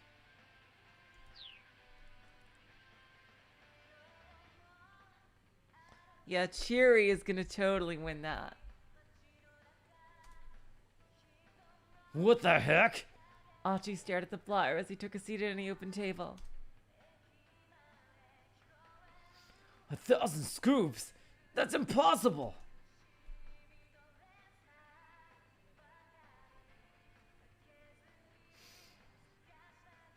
Anyway, let's hurry up and eat. Damn, he's eating a whole plate of pasta. As Achi stuffed his face with spaghetti, he thought back to their encounter with Canaan. The girl had helped them out, sure, but could they really trust her completely? It might be dangerous to meet up with her again. Still, Hitomi needed to know more about what had happened to Maria.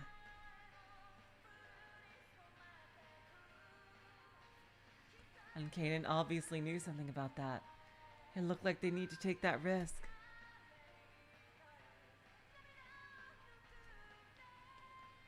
My sister really is amazing. Huh? Wow, I want to hear Hitomi talk about her sister. What is Maria really like when she has her memories? And I'm so sorry you got mosquito bitten, Ji-chan. Oh God. I am one of those people that mosquitoes never like to bite me. Maybe once in a blue moon. I am very fortunate in that respect. For whatever reason, like mosquitoes just don't like me. Hitomi's quiet words drew Achi from his ruminations. He paused with a forkful of spaghetti halfway to his mouth.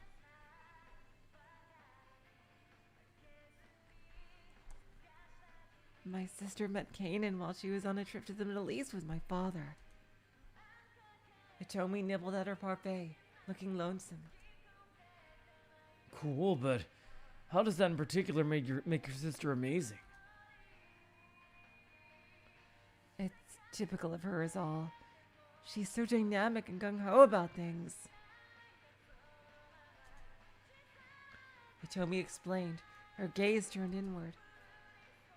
It was just my father and sister who took that trip to the Middle East. I didn't go with them. Yep. She's the one who has the vaccine. And that's why they needed to wait. If she was the one who had the vaccine, then no, that can't be true. Because then why did they get rid of her?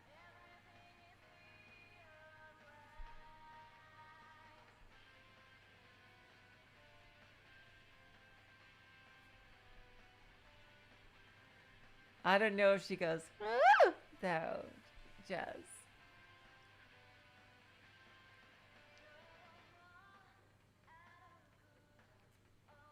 I didn't go with them. I guess my mental image of that part of the world is mostly that it's really dangerous. To me, going there seemed like a huge risk, but Maria didn't see it that way. Your sister sounds like a bit of a loose cannon. But if you can't bring yourself to take risks, to do things, Hitomi continued, you can't meet new people and have new experiences.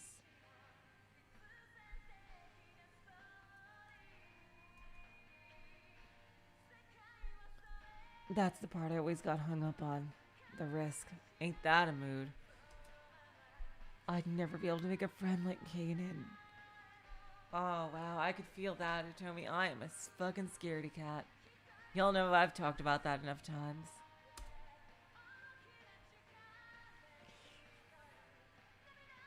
Achi's mind wandered as he listened to Hitomi talk.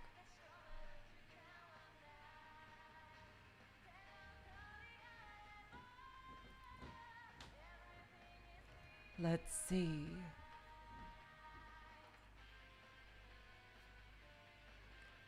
Alright, Which one? Which one to pick? I kind of want to do all of these.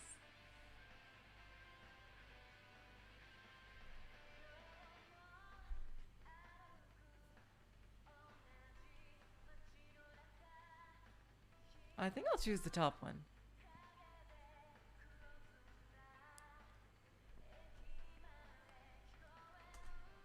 She and her sister might be twins, but each of them was still unique, Okay, I'm gonna stop you right there. he said. He held up a hand to cut her off. Huh? Hitomi's eyes went wide.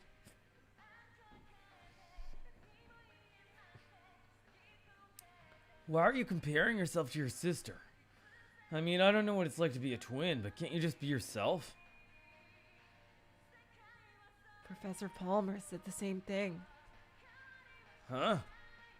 Achi didn't recognize the name. That was the dude.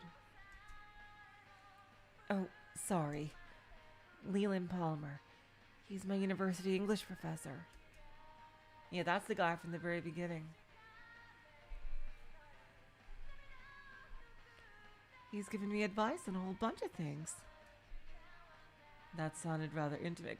God, Achi! You are jealous as fuck! Damn! Oh, Bliss, you don't have to feel pressured to comment. Like, only you don't, like, you don't have to. I'm so sorry about your family situation, though. I hope that gets better. Meanwhile, Achi here is being a jelly McJell here. Jealous man. All sorts of worrying images shot through Achi's mind. There is no Walmart here, G-Town, but we do have Big W. We do have a bunch of... We have Kmart and Target, though.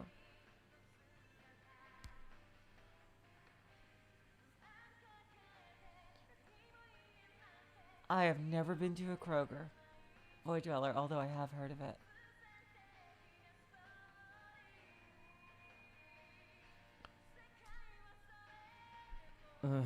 So, how old is this teacher of yours?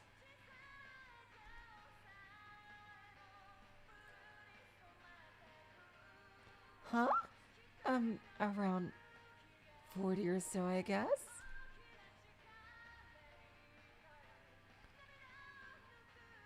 Great. Achi thought to himself. Another middle-aged guy.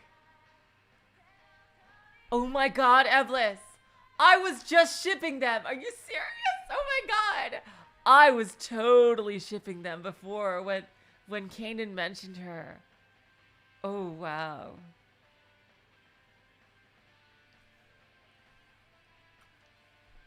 Achi. You are being way too jealous. Oh my god, wow, what the fuck? His mind filled with another sequence of slightly more upsetting images. Some ultra despair girl stuff right here. Dude! Like, is that Hitomi Osawa? Wow, like you're right, it totally is. A college-aged couple sitting behind them were talking in hushed, excited tones.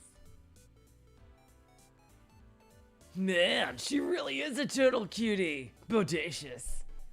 The young man observed. He made no attempt to hide the fact that he was looking Hitomi over.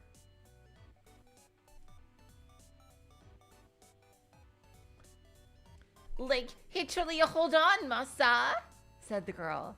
What gives? A first-year student at Midoriyama Academy, who works part-time as a delivery driver for Dogen Hut, a noodle shop on Dogenzaka.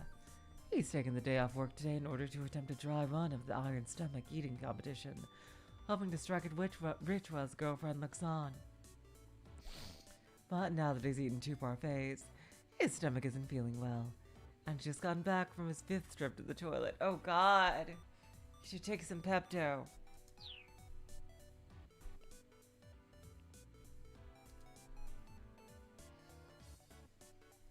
Well, I mean, she is Miss Midoriyama, right, dude?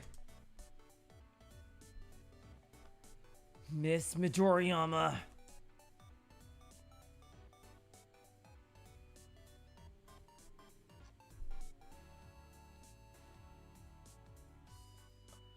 Oh my god, she's a beauty pageant winner. Oh my god. Oh my god. I'm gonna, let's see. A would be the funniest thing to do, but I think I'm gonna do B. Achi said nothing, but kept his ears tuned to the couple's conversation. Huh, like, are you totally sure that's her? Yeah, it totally is, dude.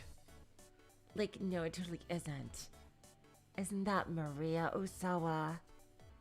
Oh, maybe. Oh god, I had them reversed. Either way, dude, she's totally super cute. Shaw. Hinamasa, what gives? Like, I was totally your girlfriend.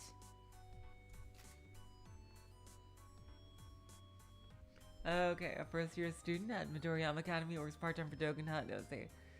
Okay. While doing his business there, he happened to spot a magazine on the wall rack. Flipping through nonchalantly, he came across a potential 100,000 yen scratch card inside.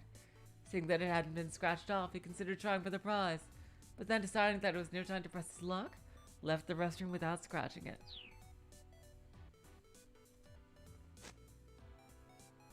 Achi turned back to Hitomi. Is that true? He asked, peering intently at her face. Well, yeah. She nodded with an awkward smile. Well, I mean, you are really cute and all. Oh god, did I just say that? Achi said. Miss Midoriyama.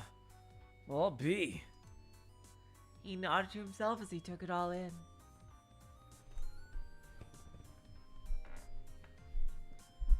It was Professor Palmer who convinced me to enter the beauty contest, actually, Hitomi said.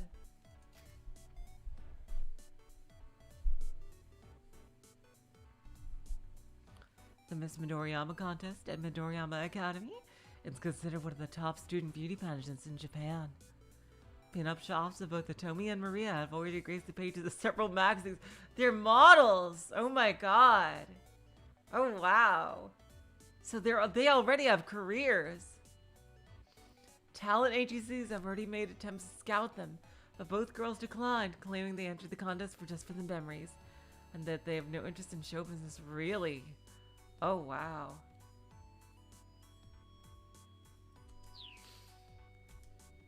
Huh. Achi's smile twisted up a little. He said if I really wanted to change myself, I should try entering.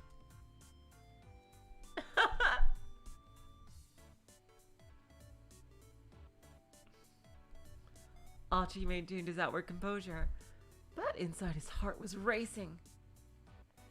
Tanaka and Palmer, which of them held to Tomi's true affections? Dude! Was she possibly leading on to middle-aged men at the same time? Oh my god! The more he thought about it, the worse his delusions became.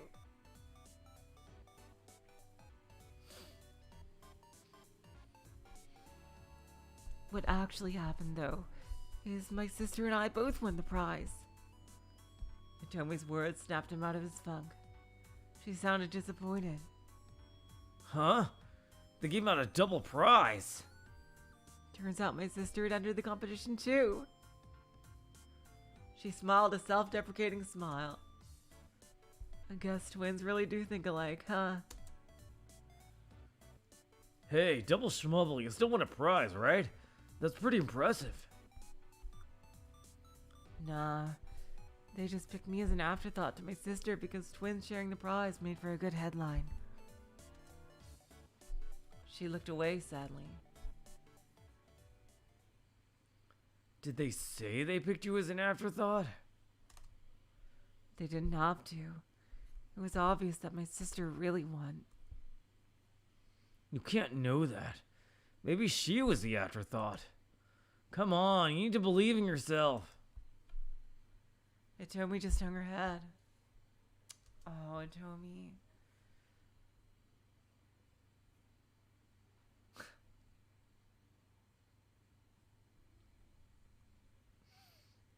But I'm such a terrible person. Wow.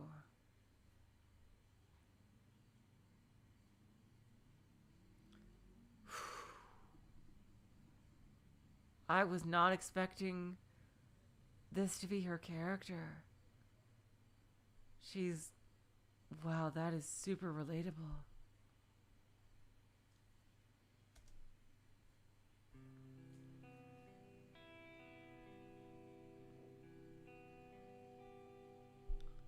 Suddenly her eyes welled up with tears. I hate myself so much. I could never forgive myself for what I did. Hey, whoa. Achi watched her with trepidation. She looked like she might stop bawling at any moment. What's the matter? The night my sister was kidnapped, I was supposed to go to a college party with her. But then all of a sudden, she told me not to go. I kept asking her why not, but she just kept insisting I couldn't. She knew something. She knew something.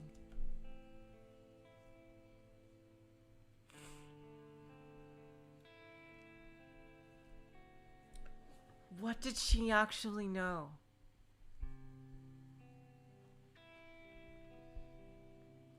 Hitomi's face was bleak with regret. We both got mad and I wound up blowing up at her.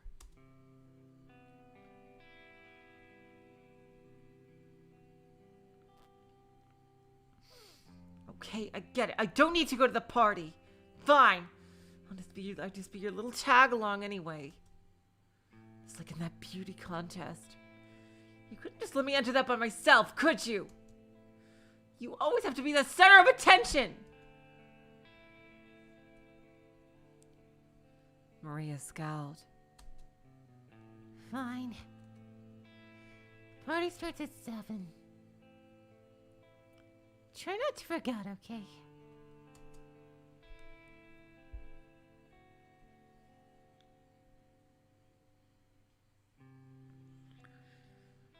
I was kicking myself as soon as I told her off. My sister isn't the sort of person to tell me what to do or not to do. She must have had a reason for not wanting me to go. I was planning on apologizing to her after the party. But stuff happened. But then she was abducted, right?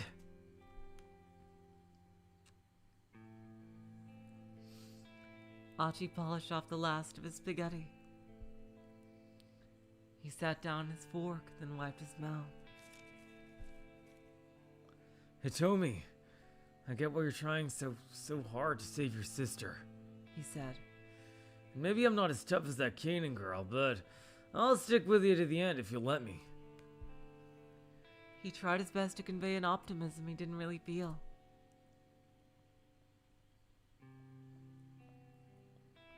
And once we found her and she's safe and sound, you can tell her you're sorry about what you said.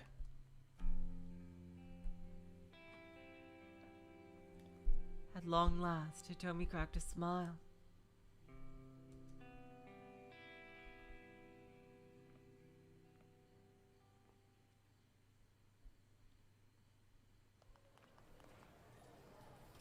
It's the Sega arcade! Are we gonna see Kiryu there playing Virtua Fighter? Oh my god! A short while later, the two arrived outside the Gigo building. They were a little early for the 3 o'clock meetup with Canaan. They had decided that searching at random for the blue minivan was too risky. He could easily draw the attention of the man with the cane or the foreign kidnappers.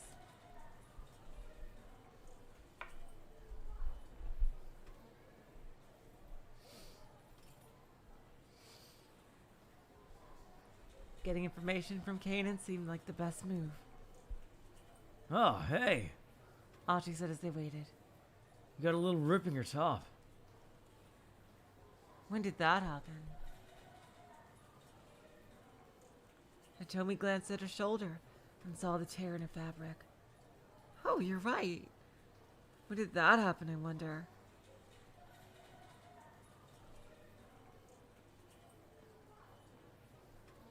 Must have snagged it on something while we were running, I guess. We've got some time before Canaan gets here. Do you want to buy some new clothes?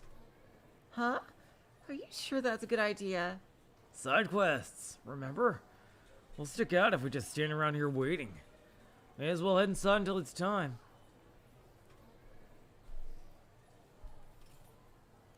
Since many celebrities did their shopping at Gigo, there were back entrances for times when the place was crowded.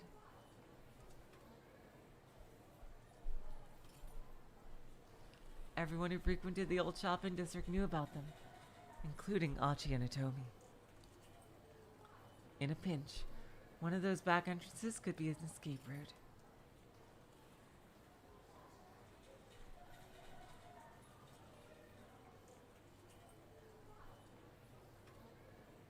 With this in mind, the two headed inside.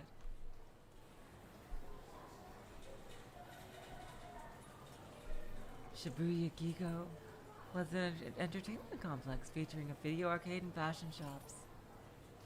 Oh, these are just like the things in Central. At the time of this story, Gigo includes not only a fashion mall, but various amusements on different levels. The second floor features all ages fun with rides, games, and sticker machines. While the third floor sports the latest arcade games for the core gamer. Hardcore gaming! There's also a food court that offers things such as crepes and loaded takoyaki octopus dough balls. I've had takoyaki before, it's really nice.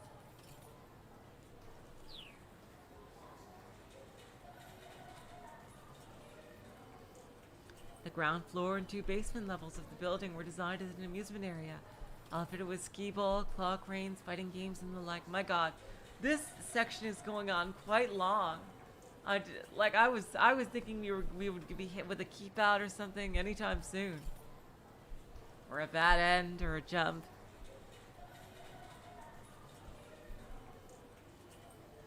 Skee ball, claw cranes, fighting games, and the like. The second floor held a mix of photo booths and ladieswear shops. On this third floor were specialty fashion boutiques, and on the fourth were restaurants. This is like fucking heaven right here.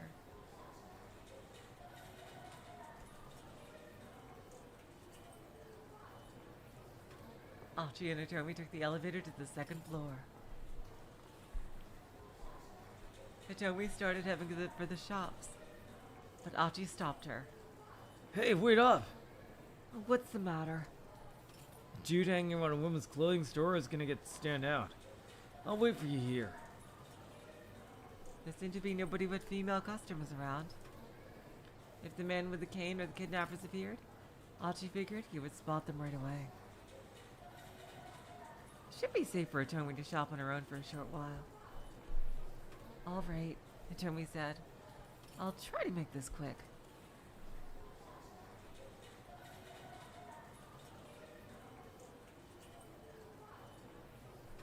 She began to head out onto the sales floor.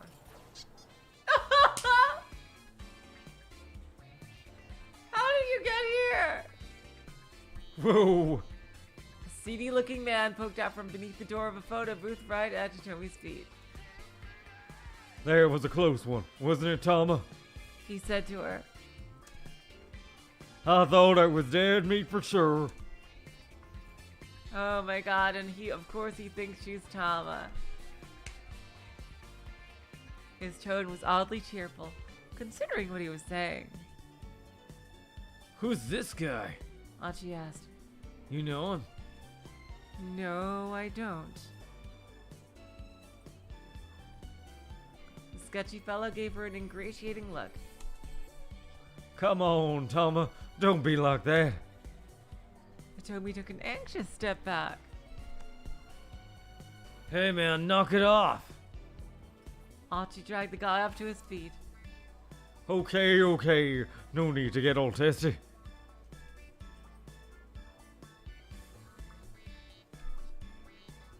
Who is this guy, Tama? Your boyfriend? Boyfriend. I wish. That might be one way to get rid of him. Oh no, that's a choice. Okay.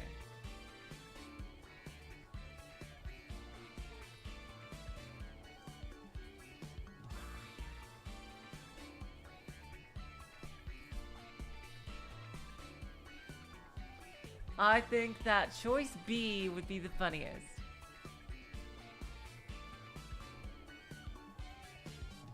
But, damn. Fuck berries. What am I supposed to do?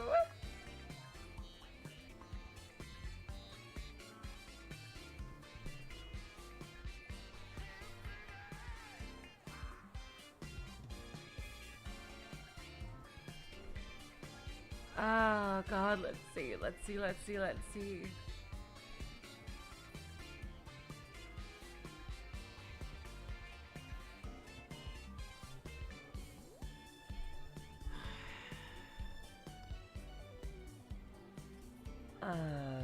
Damn, I'm taking too long to make a choice, aren't I?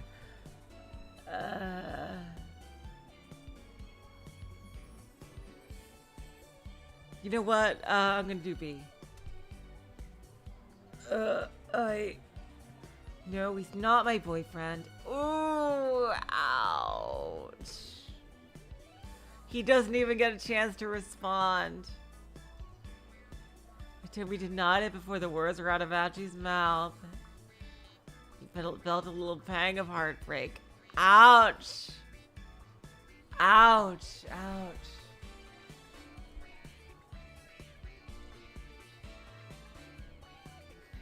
Whoa. So you're not her boyfriend? The guy flashed a broad grin. Hey, listen, you creep. Who the hell are you? Oh, me? The man's face suddenly blanched.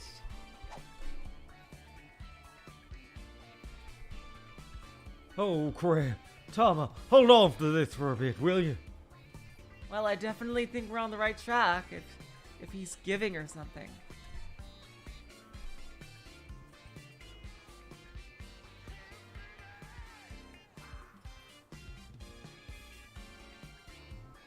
The weirdo shoved a worn-out magazine into Tomi's hands, then bolted off in a panic. The heck was that all about? Yeah, I wonder why he ran off like that. Achi and Hitomi stared at one another.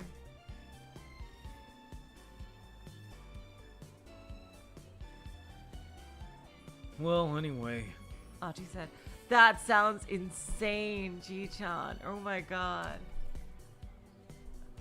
There are a lot of nut jobs out there, so just be careful. Yeah.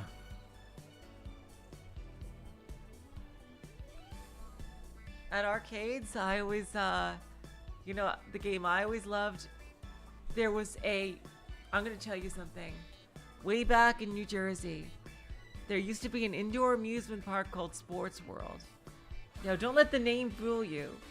It had barely anything to do with sports. It was basically a huge arcade, and to justify the name, there was maybe a bowling alley and a mini golf course. But,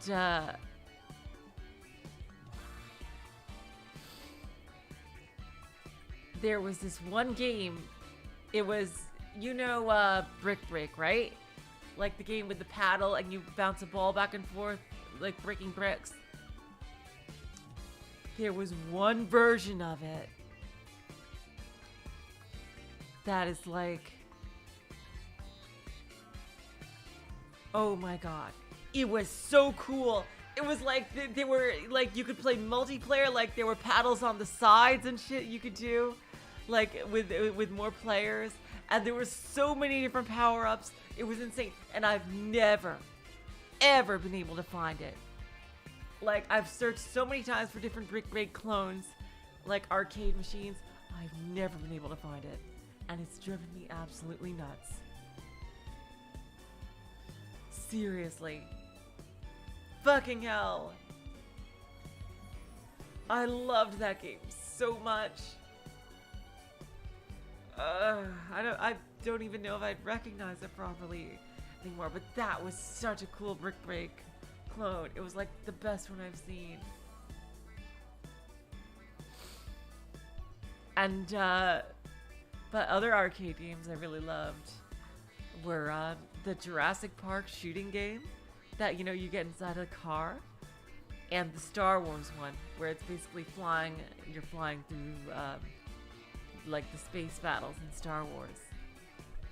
Those are all the arcade machines that I remember really loving.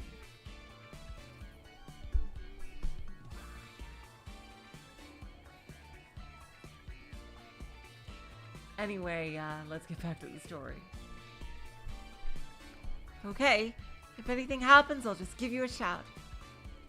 Hitomi flashed an impish smile, then scampered off onto the sales floor.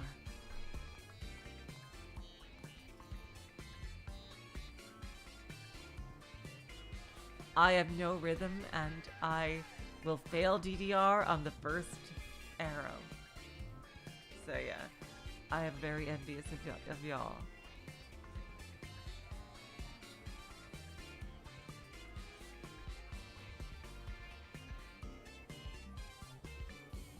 As he watched her go, Achi muttered to himself.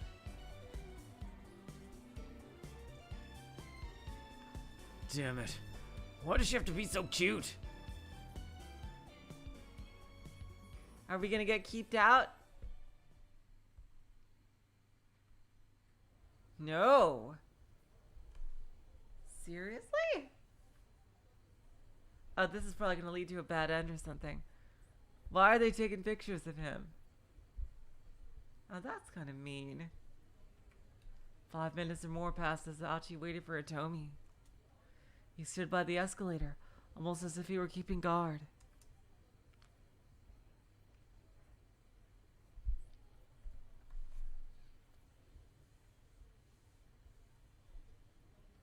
Female shoppers began to give him icy stares for being somewhere he probably shouldn't. Oh, because he was in front of the women's clothes. Oh, y'all can fuck off. Seriously, don't you got better things to do than stare at strangers? Wow. Such bitches. Seriously. This sucks. Come on, Hitomi. Hurry up and get back here.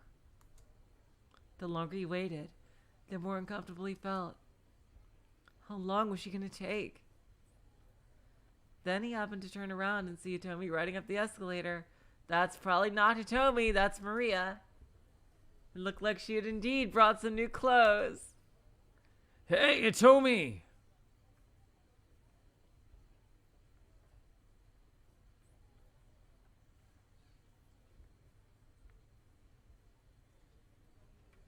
She didn't seem to hear him.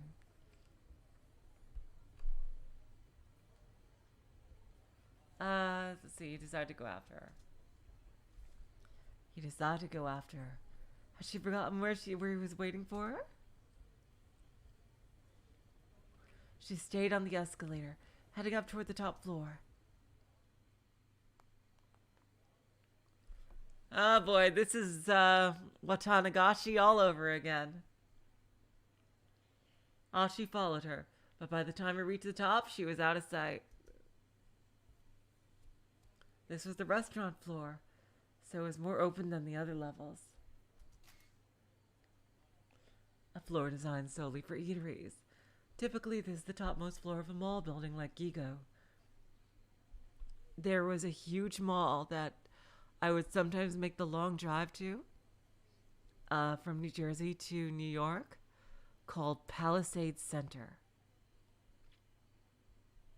And it is the biggest mall I've ever seen. It has its own ice skating rink, a huge movie theater, 4 giant floors that are all massive. It used to have a Kinokuniya Books, but they moved out. And oh my god, they still have a Barnes & Noble though, from what I've seen. And like, oh my god, I really miss going there. Palisade Center was such a cool mall. This is what this place is kind of reminding me of. There was a big, they had like 2 food courts. There's one food court with the fast food on the 3rd floor. And on the 4th floor, they had a restaurant court with a bunch of sit-down restaurants.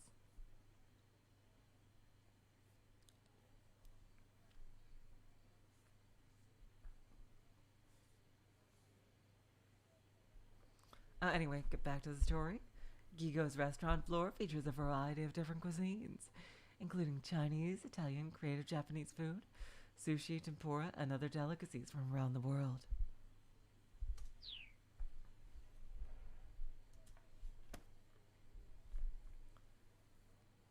Kano. My god, they're all gathering in this one building.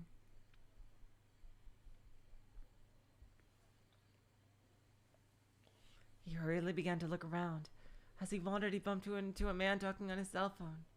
Huh, sorry. My bad. Oh, that's Achi. Sorry, my bad.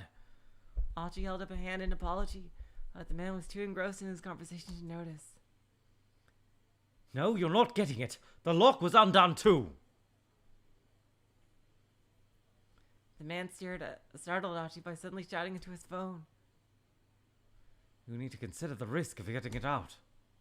Oh, it's not Achi. I'm sorry. I thought that was Achi. I mean, not Achi, Kano. Jeez. Whatever this guy was talking about, he sure was angry with whoever was on the other end.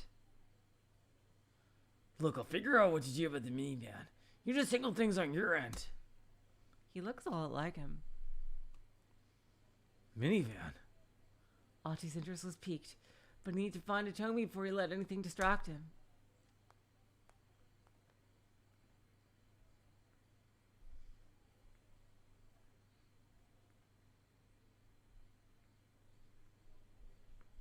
As he scoured the 4th floor, he came across a Chinese buffet and noticed the large windows in its outer walls.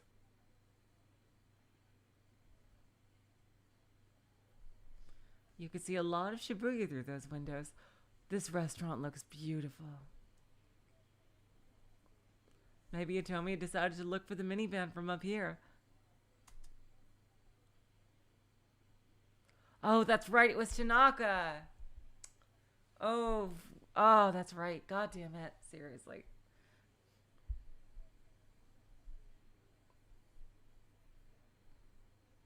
What was he saying?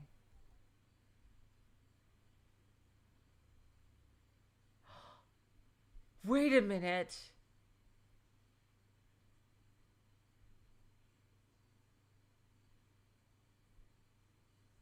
He knows something. Unless he's like, he got the message about the minivan from Hitomi. So he's still thinking that Maria is inside the minivan, which might be the case. So he might not be bad. Okay. One of the restaurant employees came rushing up to Achi as Achi headed inside. Sir, I'm sorry, she said. What the fuck? Sir, you'll have to forgive the inconvenience. We're not open to the public. Not right now. Not at the moment, I mean. Why is she crying so much? The employee's voice was oddly subdued for some reason.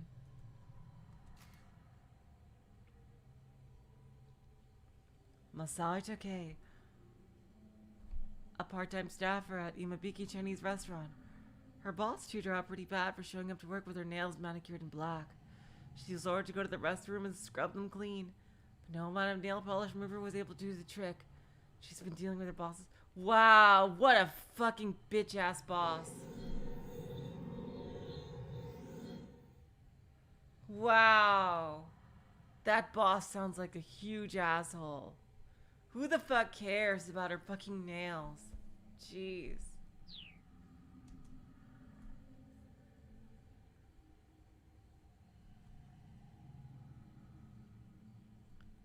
Why not? Achi asked. Well, you see, one of our other customers ate all of our food. Hello, Jose C. It's a visual novel about 5 different people interacting in one day in Shibuya, and they constantly cross each other's paths and screw things up for each other.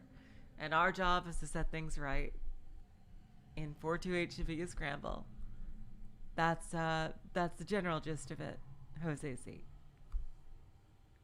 Welcome to the stream, by the way. We're gonna be done soon.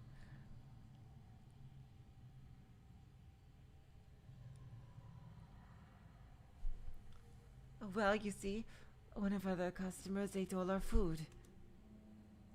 They ate all of it? Oh my god. Oh no! How are you even alive?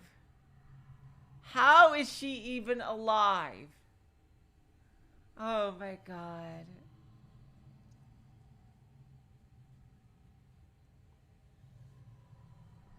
Looking around, Achi saw a chubby young woman camped out at a table by one of the windows. Set out before her was a veritable mountain of plates. What I'm trying to say, sir, is we are all closed for the rest of the day. Fucking cheery. Oh, but I'm with her, actually. Achi lied. I mean, yeah, I get certain things are expected, but nails are such a minor thing. Unless she has, like, those really huge, long, flashy nails. Like, black nail polish is nothing. Especially in such a dark restaurant. Would anyone actually notice that? Seriously. It's one thing if she had those super long-ass nails that would, like, get in the way of serving food and shit like that. But, like, something as simple as black nail polish in such a dark environment, would anyone really care? It's kind of stupid.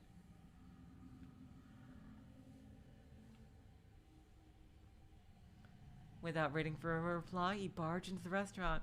I think we keep making the right choices here.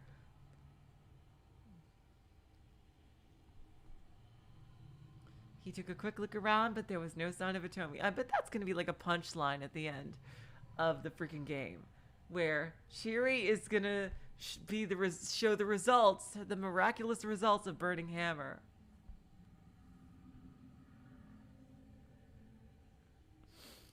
And she's going to be like super skinny at the end. I bet that's going to be like some kind of punchline at the end.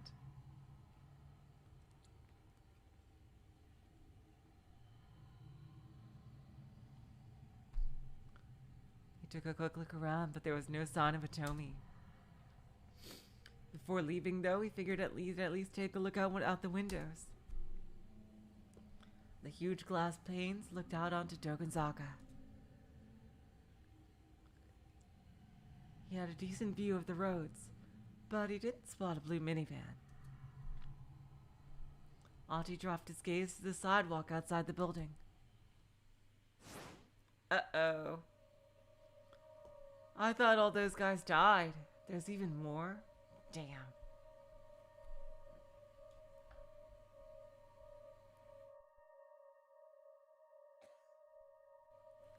Oh. He let out a tiny gasp. Even from 4 stories up, there was no mistaking what he saw. A group of black-clad foreign men had gathered outside the building. I thought they all died. There was even more of them? Jeez. Had they figured out that he and Hitomi were inside? He needed to find her, and fast. He raced out of the restaurant, alert for trouble. Finally! My God! I did not think we were gonna get that far. That must be like almost to the end of this fucking time schedule here. Yeah. Wow. Okay, not that long. That was... Look at all these choices we made. Oh no, that's back there. Only halfway through. Okay, next time we'll obviously continue with someone else. I'll let you guys choose then, so you know what? Think about it. Who you'd like to see. I would really love to check in on Kano and Maria the most, but we'll see what you guys say. Okay, so yep. We'll cut it here for today. Thank you all so much for joining me. Seriously, I love playing these games alongside y'all. I don't know, I just get a really nice feeling. And let's see, today's Friday, so on Sunday is more art in Alico, and Tuesday we'll be continuing this. So until then, I will say, so long, farewell, auf Wiedersehen, good night. You're all the sweetest of hearts. See ya.